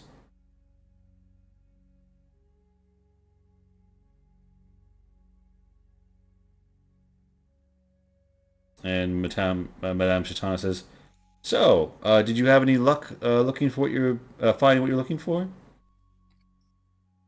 No, I mean, it was a long shot anyways. I might just have to resign myself to never seeing it again. Oh, well, that would be most tragic, but you could always raise your spirits with a drink. Yeah, it's so strange. There's so many missing things. from this place. So many missing things. What do you mean? Oh, talks here and there. She Some family heirlooms. kind of adjusts her collar and says, "Oh well, you know how things are on the road these days, and I'm sure plenty of it is going to graft from soldiers and the like, and other unpleasant business people rather wouldn't speak of in polite company. We all pay for protection in one way or another." Fair enough. Well, I wonder if we can maybe find a roadside mage. Maybe I think I've heard of a spell where they can help look for objects. Maybe that will help. Perhaps. Donnie says, and is just gonna kind of eye the person to see if she Yeah. gets nervous at Yeah. all. I'm sorry. Oh, perhaps that would work. Yes, a divination. Can I insight if I think that's just the thing when one's lost something. Yeah, give me an insight. I think that's a swell idea. Moment. I mean, if this has a modifier, you don't know what it is, but I do. Ah, dang it. Um, Oh wait, no, she rolled the 8. okay. I rolled. yeah, so Lonnie, your thing that she's just saying, yeah, that's a good idea. Tento, she's saying like, yeah, you go ahead and do that. You ain't finding shit with that divination. So she seems pretty confident on that front. I'm just gonna take another second. Like, I don't know. Maybe that division could help somewhat. A lot, people are getting suspicious. Don't know where their stuff is. Wondering. Just wondering. Or level where it before I can start all divination gone. myself. Yeah. Just wondering where it all went. Who to point the finger at. Yes, well, I'm sure the right person might come along and sort all this out. Tino's like, okay. Maybe we could have a more private conversation about my grandma later. What do you say? Yes, but after business hours. As you can tell, I'm very busy and I don't want to leave my bar unattended. Of course. After business hours. Yeah, so you guys are... Scout, are you saying we should stay the night then? When are your business hours? Madame Shatana says, well, my lunch break is coming up in an hour. Okay. Sounds good to me. Tino takes another swig. Man. Not getting completely wasted and still drinking is amazing. What do you mean? Lonnie sees the belt. Oh. Really? This is what you're using it for. I don't see you using it for anything special. Besides, yeah, she wanted Tino gets a little she wanted to poison me, it wouldn't have worked. Yeah. I'm testing everything. Chug. So- Swig. So Tento, so all right. So does the group want to do anything in the hour before this private meeting, or y'all just chilling in the corner here, drinking, eating, having a time? When we continue. Lonnie's gonna eventually ask Tento, like, why are we? She obviously knows more than she's letting on. She just don't want to say it in front of all these people.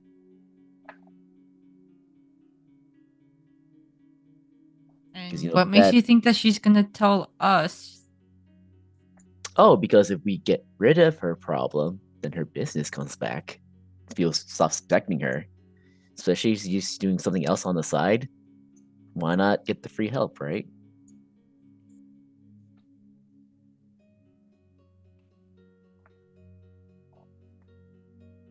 So then yeah, I guess I would have found if they were. They're somehow involved in this just because she had a bunch of looked like she had black iron tipped crossbow bolts in her little drawer there. So who knows? Maybe she knows something's going on or might be going on. Well, I mean, Be if good to that's find the out. case, she's at least probably not helping the problem. Yeah, that's a good thing. What do you think this bottle was? Hey, Lonnie, how much money do you have on you? Why do you need to know? I'm just curious. You know, just in case. In case. You know, things happen. Uh-huh. Not saying it Um, will happen, just it can happen. I don't know if I could be any more sussy. You are always suspect. Yeah, I don't think I think we're just gonna wait it out, I guess. Yeah. So after an hour, she says, Franz comes to the front, and Philiro is like, had a meal of some pig, and his attendant has like what's left, and Madame Shatana says, "Well then, why don't you join me upstairs?" And comes upstairs and beckons you to join her on the bridge. All right. Progress. Let's go. And so I'll step you up to this little stairs block. Oh, Here. that's fine because I'm grabbing Lonnie. Whoop, whoop.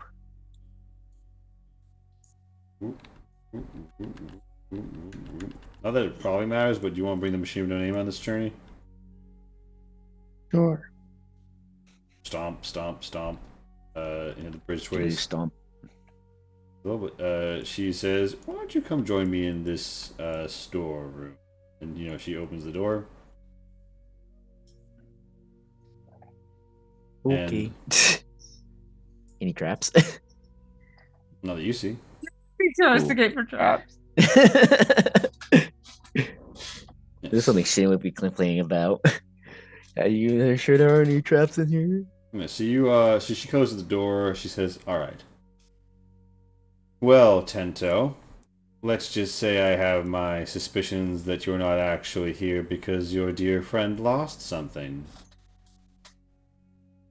Yeah, she's a really bad actor. Oh, she does a fine Scout, you're not job. exactly much better. Oh, it's not that the quality was subpar, just that in the company of someone so illustrious, one starts to ask other questions. But yes, I'm afraid I'm beset by an unfortunate sort of burglar recently. They've been creating quite the issue. Is there any way I could impose upon your kindness? Just answer. Just curious about a couple things. Certainly. One, did it start before or after that tree went away over there? It's quite related to the loss of the tree. Okay.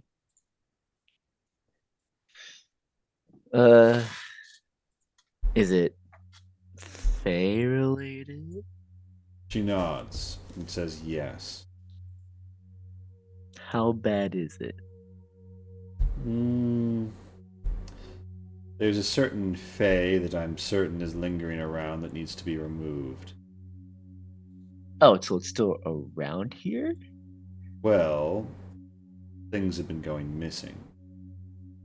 Mm-hmm. Well, I mean, if you don't think it's here. Do you have any idea how, why it started? Well, There was always something a little bit off about the large hickory tree out by the creek. You get to noticing these things after running your own inn for 6 years. And one day,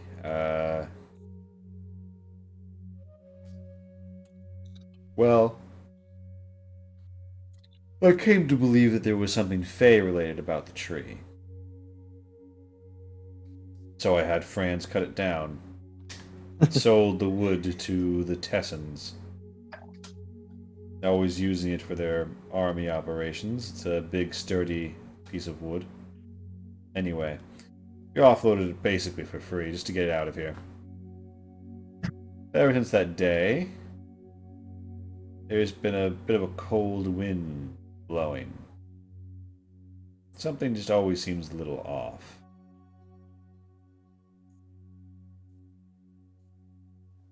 So did the missing items happen before and after that tree? No, they began after the tree was cut down. Not only that, I think I've caught a glimpse of the entity doing this. Oh. Yes. He takes the form of a pale man, as pale as winter's snow. I've seen him across the creek at night.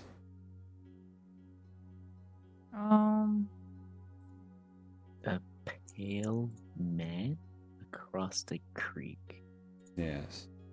Lonnie's just gonna give a heads up and just say, "Don't be alarmed." And she's gonna summon some pixie buddies. She says, well, at least these aren't the bad kind of fae. And the pixie's like, Oh. hey, what's going on? Oh, don't worry, they are. They're just bound by like a spell to be good. Hey, what do you mean? There's clocking in the summoning factory. What do you need? Lonnie's What's gonna up ask- here? Hey. Lonnie's gonna ask one of them to discreetly go look at the tree stump outside. All right. And the rest, she's just gonna ask the Shatana to repeat what she said about the pale man. Okay,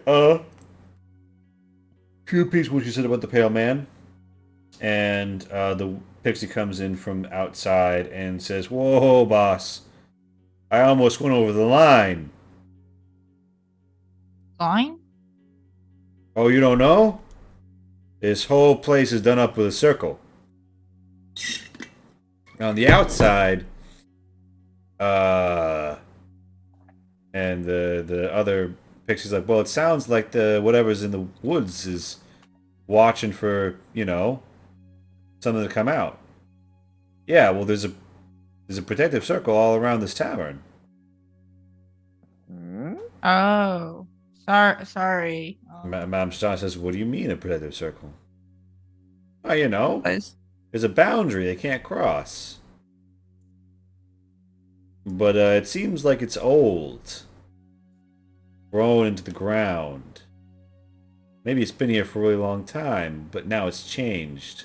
It's different. That stump. It smells fey.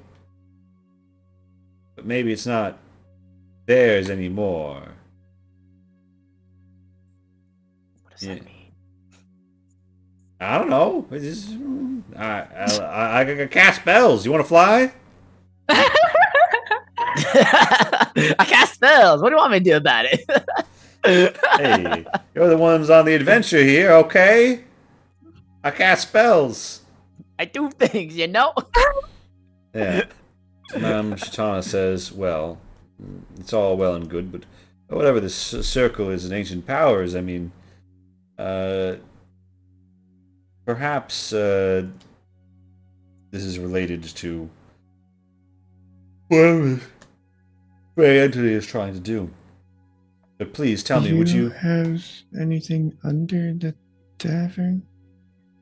Well, I Ancient wasn't burial here. ground. I wasn't here when the tavern was built. I came into this possession about 6 years ago. So the tavern doesn't have a basement. To the best of my knowledge, there isn't anything in particular remarkable underneath. You know the blueprint at the tavern. No, nothing of the sort. Okay, that's fair. I just paid in cash. What time is it right now? Uh, Time of day. time of day, it's just afternoon.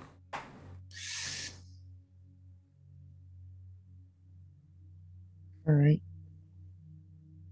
Zion will activate etherealness. Ooh. And you wanna... It's like... Check Just what's under the slowly see- ground. Yeah, so It just Zion just goes starts ethereal. sinking. Main floor of the tavern, just Yeah, wave at Shitana blinks. Well, you guys are thankfully over this portion of the tavern, so you actually descend through the storage area first. But the Aw. storage area first is also presently housing a donkey. It looks at you and goes like, "Nay," and then so Wave at the you donkey. and so etherealness. Okay.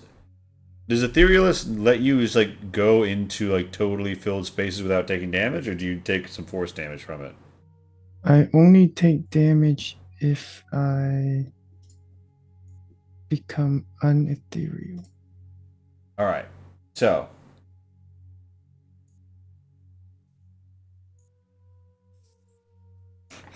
you become an ethereal head.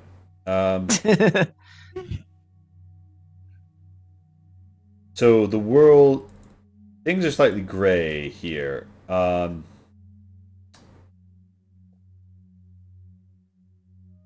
this border Etheria, you see when you go below the ground, there is a well of shadow and darkness all around you, but you can see like glowing green at the edge of the shadow.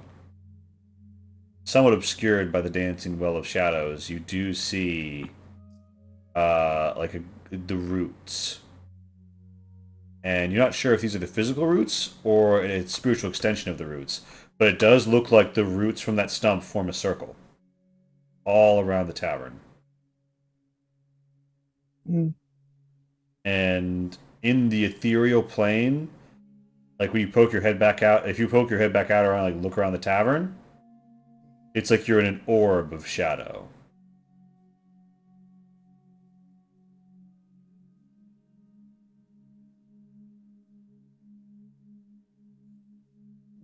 And you can see little eye stalks grown up in the etherealness, like out around the tavern, looking at it. Not only that, you cast your gaze around the ethereal tavern. Sometimes the shadow seems a little more alive and moving. Just for a moment, just in a place, just before disappearing around the corner of your vision. And that is where we end with Zion checking out the ethereal shadows. Zion investigates ethereal shadows. Everyone else chilling in the room with Shitana. And it's 12:30. That's all she wrote, everyone. Yeah, on time. Nice. But I'm Shin is gonna come Bless you, back thank you. and be like, "All right, we're ready to go to talk to the guy with the library and have a dinner, right?" It's like about that. How do you feel about like a face side adventure? Yeah, so He knew it was gonna happen. Let's be honest. yeah, so you guys I think feedback phase beginning with Casey.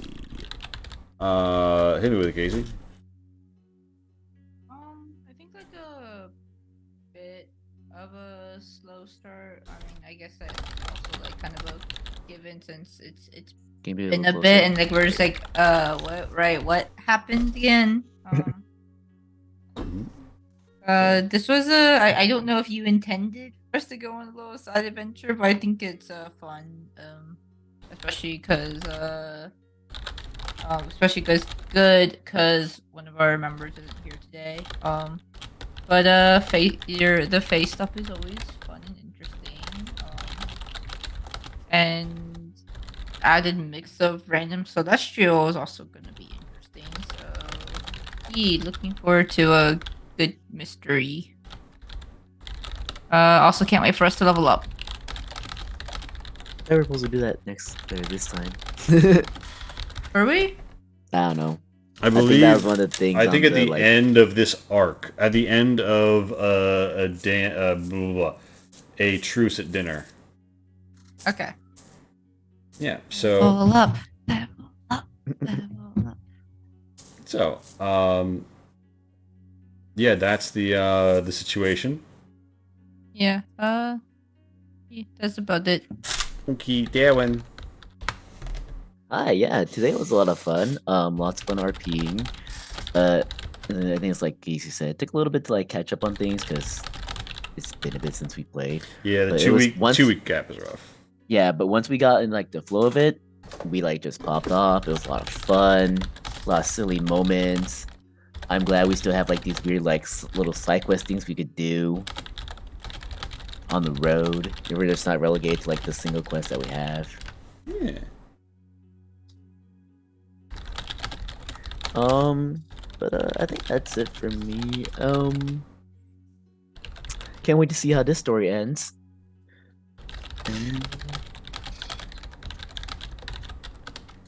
Nice. I think that's it for me. Yeah. Kai.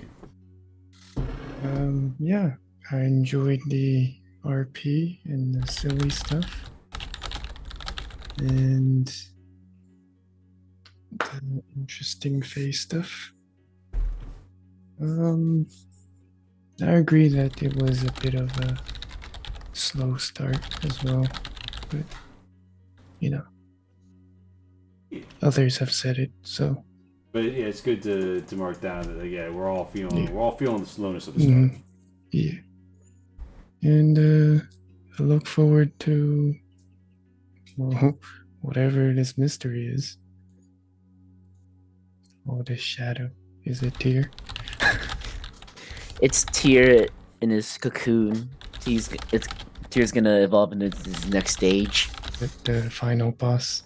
Yeah, Tyr's actually the final boss of the game. Yeah. So with that, I think we're gonna go raid Behold roleplay. Thank you guys for coming out. Thank you, Dreamers. We're gonna Getting back in the swing of things. Yeah, we're back in the swing of things tomorrow night. I'm still expecting us to do Barotrauma, so come by for that. And then next Monday is more High Road, and when Change Stars drops, we will have a lot more additions to the roster, trust me. But for now, sayonara. Alright, I'm raiding, I'm riding, I'm Fujin, I'm about to be riding. Okay, I'm Rujin. Alright, I'm raid now.